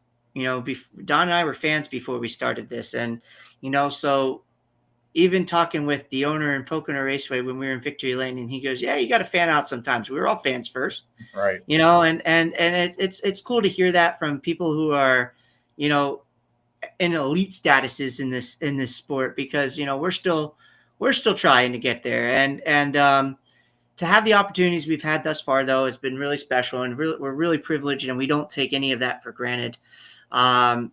And it's a lot of hard work too, to get these opportunities. But it would be a dream come true to go to a street race like Chicago, or another one, and help cover media from our perspective, and Right. and how we continue to do this. Hey, Roy, thank you. Thank you so much, Roy. I appreciate you. Who's your favorite driver, Roy? Let us know. Chime in. Or I'm sorry, you told us. It's Byron. I apologize. I had a brain fade. Old man brain. Sorry. Thank you for the But follow. but thank you for the follow. We appreciate that. We appreciate you being here. And if there's anything specific that you followers like to see out of us, more of, less of, whatever may be the case, we can handle constructive criticism. It's Let us how know. we grow. It's how we get better. We hope to have some guests back on the show very soon. Oh man, William Byron. I know. I'm sorry. Brain fade. I said. I'm sorry.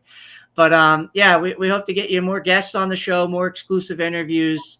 We have some things in the works right now, so I won't speak on them because we've had things fall through before. So, Yep. but we'll definitely have our sponsor, Kevin Keeling, from KK's Diecast community, y'all. If you're not following them, they're there at Chicago right now. They were on a car yesterday. They sponsored an Xfinity car with SS Greenlight, and their car finished. It was Alex Labby, and I think they finished 14th yesterday. So they had a good show, a good showing. Awesome. Martinsville is a really unique track. It's a true short track, that paperclip style. I hope you have a blast there, Roy. Hope we can see you there. You never know. I don't think we're done getting to races yet this year. But again, I won't speak on anything because we don't know yet. And we also have things working outside of NASCAR that we haven't really got to talk with you all a lot about. But believe me, we are working very hard on trying to make those dreams a reality too. So lots of things working for Five Lug Racing right now. But yeah, when we get to these tracks, we hope to be able to not only cover the sport, but get to interact with y'all. And it's very exciting. But yeah, KK's Diecast community, again, they're there, enjoying Chicago, taking it all in. And we're on a car yesterday, so it's so cool of them to be able to do that. And I know that we're going to have them on to talk about their experience in Chicago this week. So make sure you tune into our Chicago Breakdown episode. And again, we're going to get more exclusive guests going forward the next couple of weeks, hopefully as well. So, lots of things in the work here at Five Lug Racing. We're not just a couple of schmucks talking racing all the time. We try to do things, keep it fun. And we want to give back to the sport. Interesting. Pit road's open, and some of those guys that stayed out did not pit. Yeah. So could they be waiting for the rain? So what an interesting turn we have as far as strategies go. We both thought, the top 9, the top 10 were going to come in and pit. SVG was going to retake the lead. No, let's go ahead and flip this thing on its head and see what happens. They're going to save their track position. They think they've got enough fuel to get to whatever point of the race they want to get to. Now, we actually see Christopher Bell come back in for another pit stop. So that's going to cost him some positions for sure. I wonder what's going on there, Ryan. Yeah, I don't know. I'm not too certain, but I do see new tires going on, and they're making some adjustments there. So I don't know if something happened during the exiting of pit road, but they're making sure they got something right. Yeah. And I'll just have to wait and see. I don't know if maybe he thought he had a wheel loose, but that might just ruin Christopher Bell's day. And in Chicago, that could be tough because, I mean, they're going to have to pit again if it starts to rain to put to take the slicks off. So, Right. Now, if we uh, find ourselves in a situation where Christopher Bell comes in first, let's say the stage starts and his crew chief comes over his ear and says, "Hey, the rain's coming, come in now." Could he possibly flip a bunch of these positions back and beat everybody to pit road? I mean, yeah, there's always that possibility, but uh, not so certain. Um, well, I got the answer. He was speeding on pit road, so he took his pit road speeding penalty, Okay. and so he was going to have to go to the tail of the longest line after the stage break anyway. So why not come back in and put some fresh rubbers and top off? Fuel does matter, and you can sometimes. I don't want to say one pit this race because I doubt that's going to happen, especially knowing if this gets wet, they're going to need to come in. Right. And I think that's why we saw a bunch of those drivers out front stay out because fuel isn't as much of an issue right now, especially when you could save under caution, Right. as if it would be when you get to, say, some rain comes up and they're going to have to put some slicks on, take those slicks off. The rain seems to be dancing all around this racetrack. And I say racetrack, it's a street course, folks. It's not an official track. It's the only one where we run through a city where cars race on it every day. You could use your GPS through this race course.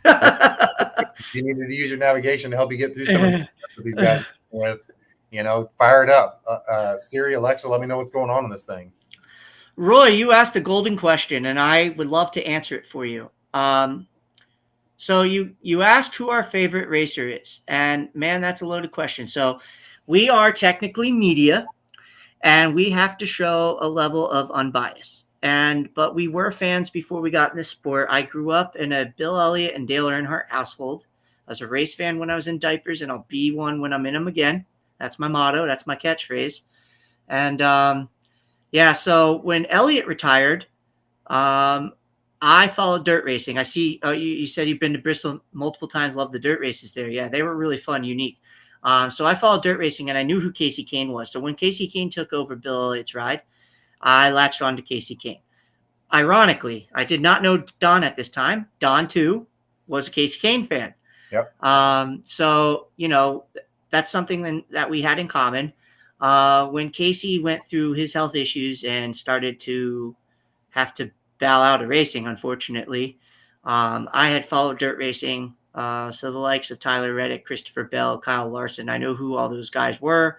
And I followed Reddick and Bell really closely. Also Chase Briscoe. So it was cool to watch some of those guys come through the ranks and see how they've landed in the sport now.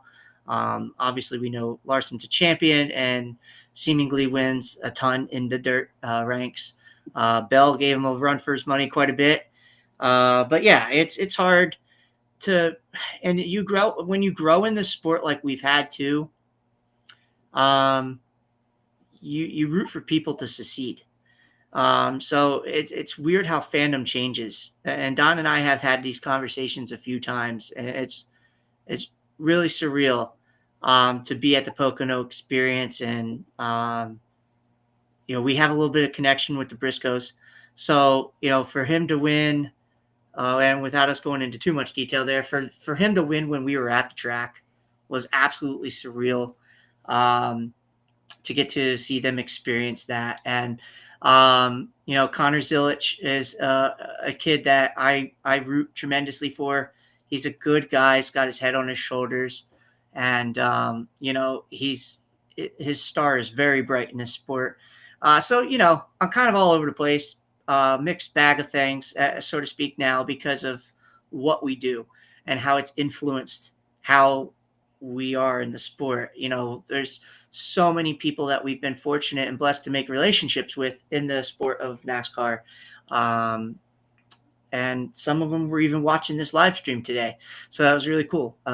You know, those types of things matter to us, and we don't take that for granted or take that lightly. So when you say who's your favorite race car driver, it's hard to have one at this point. It really is, because we root for people's success, especially when they're good to us. Yeah, yeah, well said, Ryan. And we're getting ready to fire off stage 2 here. It's about to get real hairy because everybody knows the weather's coming. But to elaborate on what you said, it's really hard to root for one specific driver or anything like that. It's more become we're rooting for the sport as a whole, and that's kind of where we're at. And of course, we, like you said, we made those relationships, and we have friends that are working in the industry, and just rooting for their success, and just hoping for their dreams to pan out the way they want is kind of what I'm rooting for.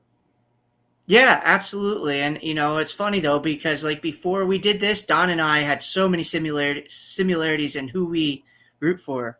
So that's kind of cool to see. But yeah, it's a mixed bag now. It really is. And So I'll wear many colors proudly. That's the way I say it. And then of course our own brand that we're growing in the sport as well. So it's really cool. And I hope that answer suffice for you, Roy. It's hard. it's really hard to have just one at this point, because like Don said, you said beautifully, we're rooting for the sport to grow and succeed. And for the people who are good to us, we keep it, we keep it even keel, and we root for them. And it's beautiful that way. When people help people, the world's a better place. So, We're perfect example of that as a team here at Five Lug. Yeah, absolutely. So Shane hasn't made any advancements really since the start of the green. He's gone from P12 to P10, but it's been we got Bubba Wallace around that same turn. It looks like he's been struggling with. Looks like everybody's going to avoid him, but he's in such a bad spot right there. He is going to fall all the way down to the tail end of the lead lap. So, all the hard work that he had done gets erased, and he gets to reset and do it again. I think he might have had help there. I have to re-see that, but yeah, that stinks, because he started in the back today, Bubba did, and seemingly was driving his way through and had a good race going for him. Road courses have always been a little bit of a struggle for Bubba Wallace, but he's had tremendous growth on them, and definitely has gotten better. But SVG is now back up to the 9th position, about to take 8th. He got around Austin Hill without any issues there. And then AJ Allmendinger will be a little bit of a harder pass, in my opinion, on a road course, but he's got the fresh stuff. They're moving up. It looks like Larson definitely overshot his entry to that turn and just completely wiped. Punted him. Yep. That's what I had thought I had seen. That's why I made that comment. But yeah, he definitely had help. Yeah, Larson 100% absolutely scorched it in there, and there was nothing Bubba could do. So Bubba's definitely going to make a mental note on the notepad for the 5-car later on in the race. Let's just call it what it is.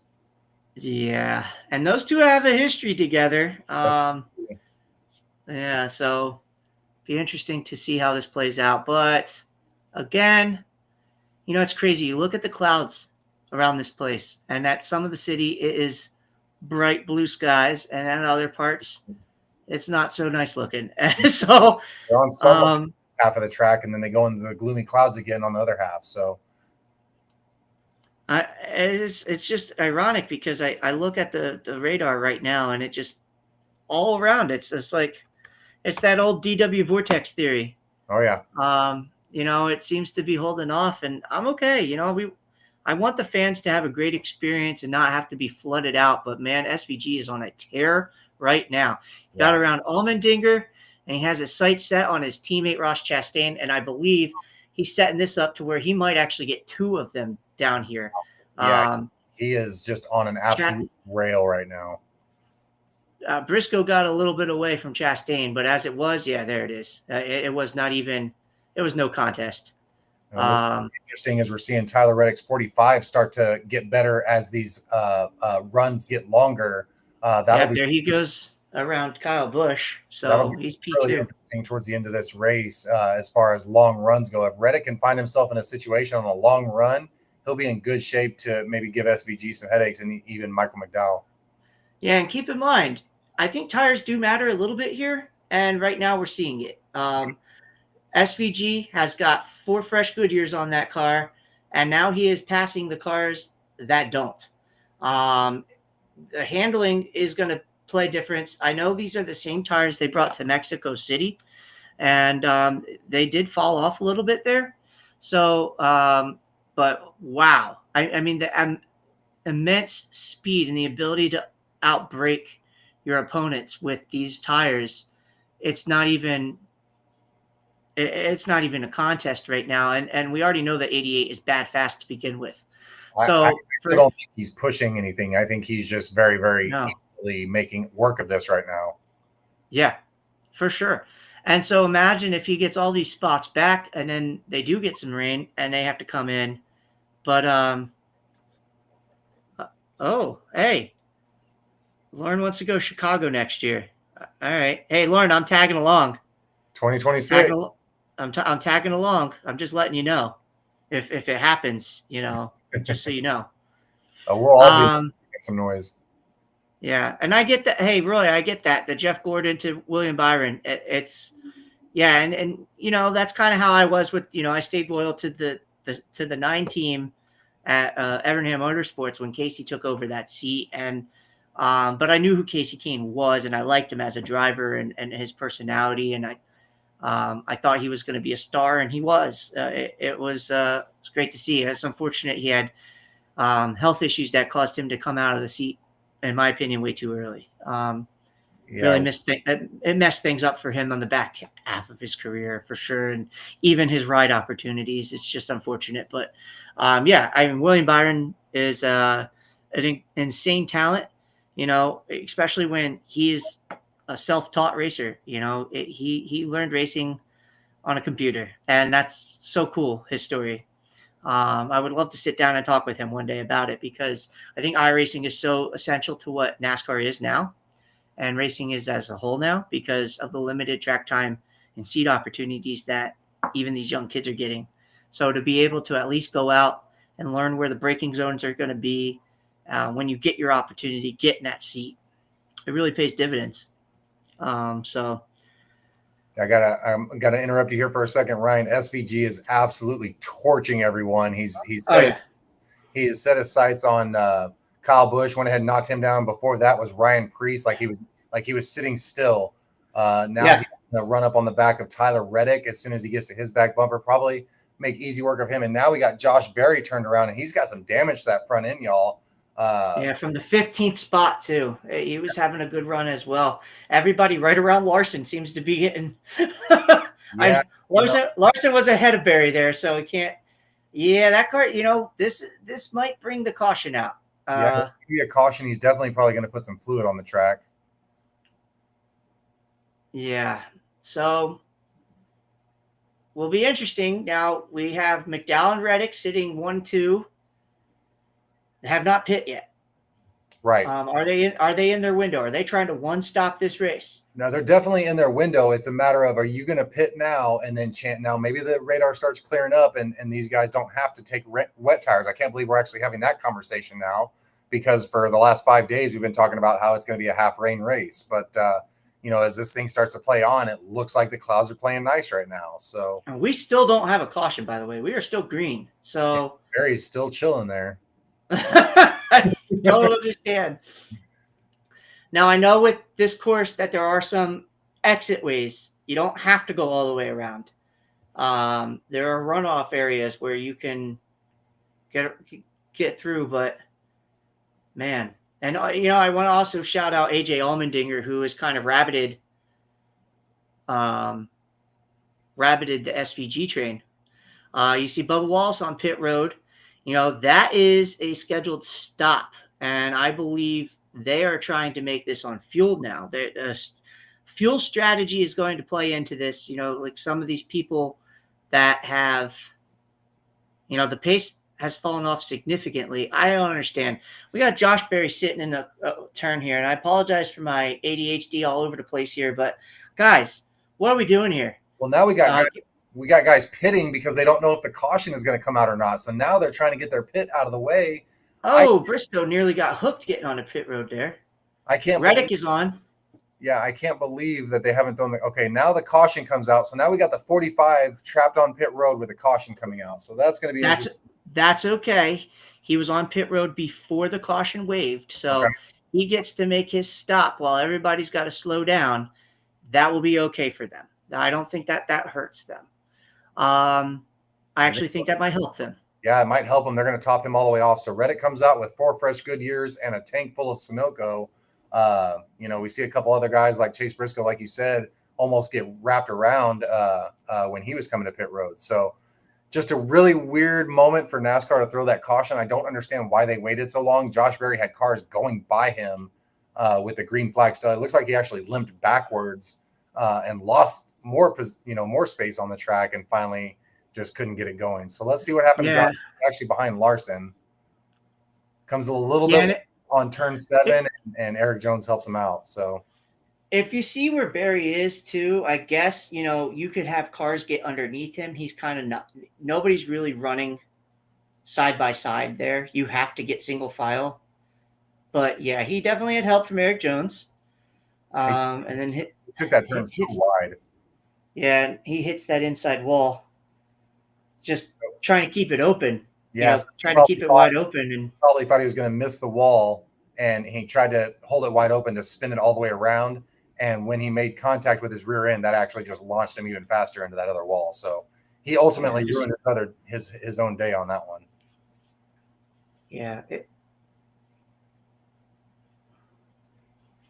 And yeah, the caution out. SVG is now dead even with Michael McDowell. And he's got a way faster car with way fresher tires. So I still don't understand why McDowell is still out there. He's going to have to pit here. In my opinion, he's going to need to pit. There's just no way. Real quick, Jordan, thank you for joining us for the first part. Oh, hey, yeah. And Jordan, thank you for joining us. How was the Indy race, bud? Sorry about that, Ryan. Yeah, no worries. I just saw that too. I just saw the comments. So looking at the radar right now too, I'm just doing another update. All the storms are staying north. Okay. And everything seems to, all this moisture that's around just kind of seemingly, just stayed north. So I do know Scott Dixon, it appears won at Mid-Ohio. Shout out to Scott Dixon getting it done. Looks like there was some extracurriculars between Will Power and another driver that he wasn't too thrilled with. Right. I'm not exactly sure what he wasn't thrilled with, but I'm sure we'll see it bounce around social media here before too long. I will say that when it comes to IndyCar, Roy had asked earlier who my favorite race car drivers are. So IndyCar we don't cover. It's a sport we don't really cover much of. So I will say I really like Pato O'Ward. I'm a big fan of what he does. I just think he's an incredible driver. I like Pelot as well. They're both really cool stories, to watch. But yeah, Pato O'Ward definitely would be where I lean that way. Now, if we start covering that sport, I will have to stay hush. But I grew up. I grew up in the Andretti's backyard, basically. So I was always biased towards the Andretti's.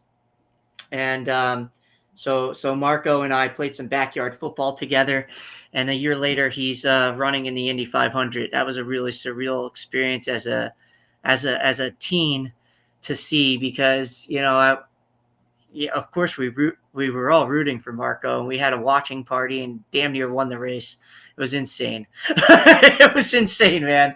But yeah, through threw Marco around on a football field playing some backyard football with a bunch of buddies, and then to see him winning a Indy 500 a year later, that was pretty surreal. Right. But yeah, this strategy in this race is going to get quite interesting. Knowing how the fuel strategies are going to play out, especially with the 45 having just come. I gotta wait to see the calculations, but the 45 might be good on fuel the rest of the way. So if the storms stay north and nobody has to come in for rain tires, yikes. Yikes. I would say that they played it perfect. Yeah, it's going to be a really, really crucial part of the race as far as everybody's strategies starting to take shape and take form. Some people might realize, whoops, we made a big mistake, and some others might be like, we're in perfect position. Did Michael McDowell just blow up? It looked like a bunch of smoke came from that show. A lot of smoke coming out of the 71. Wow. And he's on pit road. My goodness. I don't know. We'll see if the hood goes up. I might just be overreacting, but when he was coming up that hill there, lots of smoke. Wow. That's going to be huge as far as, that he was the one guy that could actually, Hood's going up. Yeah, that's not good. He's got a ton. He definitely lost a cylinder at minimum. Wow. So it'll be interesting. Yeah, so you see him come up the hill and then just, oh, yeah, I seen stuff come out of it too. Yeah, that looks like it's going to be internal. That's internal. So that's 2 Spire cars that are dealing with issues right now, y'all. That's really incredible. And especially for how fast they were, it's going to change the landscape of how this thing plays out with the rest of the guys. Unfortunate for McDowell because he was having such a strong run. Now, I don't know how the strategy was going to play out. He was in some deep traffic after this pit cycle because he was pushing the limit on it for sure. Right. But that didn't look good for the 71. We'll see what happens here. Obviously, they're sending him back out. But that's a really call because if he blows up and he spreads fluid all over this racetrack, Yeah. But you got to try, right? Yeah, I guess. We'll see what happens. Yeah, I mean, that's a bummer because, he seemed to be the only one that could hold a candle to the 88 of SVG.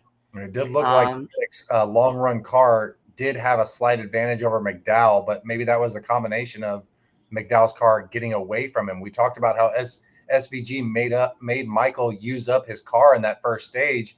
Maybe this is a product of some of that coming to fruition right now. Yeah. But engine issues are no good. So we'll see. We'll see if it holds up. I don't know if he's down a cylinder, but that's unfortunate for the 71. And again, a team that so desperately needed a win. So, sigh of relief for those 4 bubble drivers. Yeah. Let's talk about bracket busters. Ty Dillon is going to go ahead and finish better than Brad Keselowski this week, y'all. Tyler Reddick has officially won his matchup. I believe he's on to the next round also. So mark those down in your brackets for everybody that's still playing and following along on that. Yeah. And I will say this. It looks like Tyler Reddick team thinks that they could stretch it out on fuel. That stop puts them in the window to make it the rest of the way. And so Tyler, if this stays, go ahead. If the track conditions stay dry, Tyler Reddick is in position to potentially win this race. Okay. And that's really huge for that 2311 team as they have really struggled to find victory lane all season long. We saw such a promising finish to his season last year, winning his way at Miami to punch his ticket to the championship 4. That was huge for 2311, 4 years into their team's existence, and they're putting cars and teams in championship position. That's really incredible for that Toyota team. So the problem with McDowell is not actually an engine issue internally. Okay. What we saw that smoke is him trying to lock it up because his throttle is stuck wide open. That's not fun on a track like this. To have a throttle issue. So right now we see the green flag wave, and SVG just makes quick work of AJ Allmendinger there and is pulling away. Kyle Busch in third, Ryan Preece fourth, Gibbs is in fifth. Although it's kind of shaking all over the place right now because there's some side-by-side action. Yeah, and Kyle Larson has crept into the top 10. Not somebody that we spoke of much as a positive. I mean, he did punt Bubba Wallace earlier, but the 71 is back on pit road. Throttle is stuck open, and that's not safe, and especially on a track like this. So what a great day they were having, and now he's back in 32nd. Yeah, and that's how fast your day can turn in a sport like this, y'all. I mean, you could be just riding on a Sunday drive all by yourself, and then all of a sudden you're loading up on the hauler, and we're going to see Kyle Busch spin out heading into that turn, and now it's going to create a complete jam up. Reddick barely gets through. Riley Herbst is still kicking. Bubba Wallace, Denny Hamlin. We see all the 2311 group all together right there.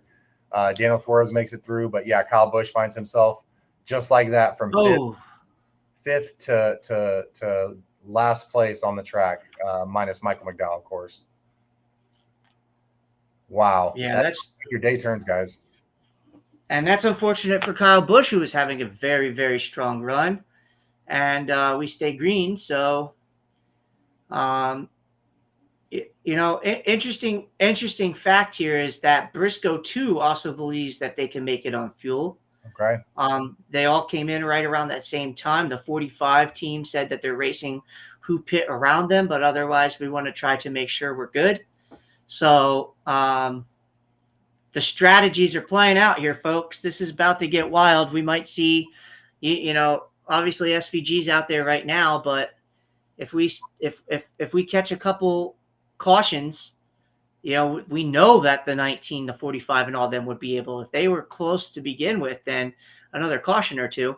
And got to say something for Bubba Wallace. As bad as a day as it looked like he had, he's still in this race and in the mix here, where all those guys who just pit think that they could stretch it out. They might actually be able to salvage a decent day here, especially with some of these other cars that have had issues.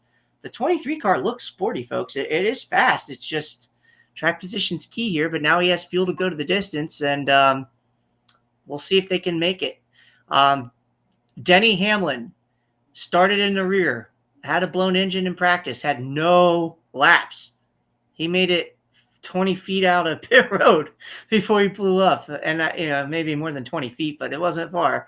Made it through turn one and blows up. But, just insane how this is going to all sort out. Chase Elliott started in the rear. Haven't really talked much about him. He's 14th. So looking at some of these cars that had just recently pit, this running order can definitely look way different at the end of this race. Yeah. With fuel strategy. Our running order is going to flip again, I think. I think a lot of guys that are running up front, I would say probably about 6 or 7 of them will find themselves back in the teens once the cycles kind of even out again. We're still kind of waiting on the rain to see if we're going to have to switch to wet tires and whose day that adjusts or affects the most. Again, SVG out here just on a Sunday drive now that he's got some clean air on the nose of that Chevy. AJ Allmendinger doing everything he can to keep up with him. Now, we all know AJ Allmendinger is one of the best at road racing, as we've seen him do it 11 times, winning in the Xfinity Series, and he's got a handful of wins in the Cup Series too. So, I just want to point out that your dark horse is running right behind your favorite. So, good, solid strategy by you so far. There's a little bit of that one. Yeah, I just keep seeing the rain break up. Everything is staying north of the track right now. Good. If we get a little bit, it could be very soon. Okay. Very soon. So if we're going to start to see the windshields get wet, it could be soon. And then it pockets around again. So I don't know. I think we might see most of it stay north. Guys, it looks like the 71's day might be over right now. They got issues. And I don't know if that throttle hooking open did Yeah, they've got the whole assembly out from underneath that hood, so it looks like they're pushing it to the garage, and it looks like it's going to be a garage day for the 71. Unfortunately, for a car that was doing so well. Right, right, for sure. Lauren Thomas, she says, "Let's go, Reddick. He's coming again. He's in 16th. He had to get. He's going to have to make up some spots because of that pit that and caution that fell right when he pit. So like I said, I think we'll see him leapfrog a few drivers once some of these pit cycles kind of pan out a little bit more." Yeah, and from what I hear from the team communications, they really just want to race those around them, and try to be within striking distance to those guys because they're all going to be close on fuel. So Right. it's all about the strategy right now. Um, I don't know if the 88 has enough to make it. We'll see. And something tells me we're not done getting yellows either. There's going to Yeah, be there's another gotta be a yellow. couple more cautions sprinkled in there. That's for sure. Well, I mean, we're going to have one at least because of the stage break in a Stage- couple laps. I want to shout out my buddy Sean. He just jumped in. He's watching with us. Sean, welcome to the stream. You got a fellow Eagles fan over here with my buddy Ryan. Hey, go Birds! Let's go. Hasn't seen a full race yet, but he has displayed some interest. You know, every now and then he'll ask me a couple questions about what's going on, and you know, I'm always happy to answer those questions. But I'll definitely have to sit him down one day on a Sunday afternoon and enjoy a race with him. That way, we can get another fan into this thing because I think his interest is peaked. We just got to get him to sit down and watch it now. Well, I love what you just said because here's the thing. Why don't we do this again? If you guys are liking this and we get the feedback, and you guys need some NASCAR 101 or want some friends that want some NASCAR 101, who better to get it from than Don and I? You know, not tooting our own horns, but I think we know a thing or two about what we're talking about. So, you know, why don't you guys come in and join us? We'll try to do another live like this, and you know, maybe not next week, but you know, as the season progresses, we'll maybe pick a race or two. I know last year we did championship weekend. I would love to do that again. That was really fun. I mean, going into championship weekend with everything on the line. There it is. There's the Go Birds. But yeah, I think this would be fun. If you have people that you know that you want to introduce to the sport, what better way than doing it this style? Let's watch together. I know everybody's TV's on a different delay sometimes, but you know, it's really fun to sit and do this. Ryan Preece is on pit road now. He needed fuel to get to the finish, so you know, this is a scheduled stop for them. It's going to be interesting to see where he cycles out because with it being so close, you know, I'm sure the call is 4 tires and fuel. But, you know, knowing that some of those others tires make a little bit of difference. We saw it with SVG earlier in this race when some of those others stayed out. Right now he's on a Sunday cruise, though, just managing his gap to Allmendinger, not pushing too hard. That's what they're telling him. Don't push too hard. And we'll see how this shakes out. But, yeah, Don, I'm down to do this again. I think this is fun. It's a great way to also build the audiences and to the NASCAR. You know, that's what we're here to do is grow the sport. So if you're looking to learn, we'll be here to teach you. I love it. Absolutely. It's been a blast. You know, I love interacting and engaging with everybody. I love seeing everybody's different opinions. I love seeing everybody's favorite driver too. You know, you get to talk about some of the guys that might not get as much TV time, and we like to bring them up and chat about their stories and how they've progressed in their careers. And one of them right now is SVG, and he's just on a Sunday drive. Like you said, I think he's holding back a little bit from what he can be doing right now, saving some of his equipment, saving some fuel. I think AJ Allmendinger put a little bit of pressure on him while he could, and it just got away from him. I think AJ used up a little bit more than he needed to, and now he's just struggling to keep SVG a turn, less than a turn ahead of him anyway. Right, for sure. Yeah, he's got quite, I would say probably at least an 8 to 10 car length lead right now. Yeah, in most areas of this track. Yeah, it's hard to tell with the camera angles sometimes, but it looks at least 10, probably double-digit car lead right now Shane has. And right now we have Catherine Legg around, facing the wrong direction. She's trying to get it restarted. And just so you know, when you look at that and you see fire out of the out of those tailpipes, we call them tailpipes, even though they do not exit the front, that's the back of the vehicles. Catherine gets it started and she gets it going. So we will not have caution here. But when you see that, that's actually raw fuel that's in the exhaust system. So when you try to ignite that and it's hot, it burns off, and that's completely okay. It's when the whole thing engulfs that's a problem. But yeah, I don't know. For the layman's, the newbies to NASCAR, yeah, there's decals on the back ends of these cars where the tailpipes would be. They're decals. That's not actually where the exhaust exits on a race car. They exit on the side. So, Right. just I like to point that out there for those who may not know that. But yeah, they're just decals you see back there. The exhaust actually exits on the sides. Yeah, Shane has just widened his gap. I mean, he's over a 2-second lead right now over AJ Allmendinger. 5 to go in a stage. It's looking like Shane will win this stage. So good for his playoff points because he does have a win. And he's actually sitting really nice in the playoff standings right now. If he were to win today, man, I'm telling you, it's going to shake things up in that playoff standings. He leapfrogs some of those drivers with only one win, and it's interesting to speak on because we go to Sonoma next week. So we go, wine country, more road racing. Shane has won there in the Xfinity Series. It'd be really, really interesting to see if he could go, win a couple of these road races. It's kind of. It wouldn't surprise me one bit because he shows he's only getting better. Like there's nothing anybody can do about it. He's in a league of his own when it comes to some of these. Hey, sorry to cut you off, but thanks for joining, Lauren. We really appreciate you spending some time with us. Yeah, thank you so much, Lauren. Have a good afternoon. And on that note, she said, "Let's go Reddick," and he's made his way back into the top 10, and that's with enough fuel to finish this thing out, guys. So that's going to matter when this race boils down to the last few laps. Absolutely, and I will just also note that Briscoe is moved up as well. Reddick and Briscoe kind of tailing each other on the track right now. Both should have enough to get there. Especially they'll be full on save fuel mode under caution when we get the stage break and just a little bit to go. Larson on pit road right now pitting.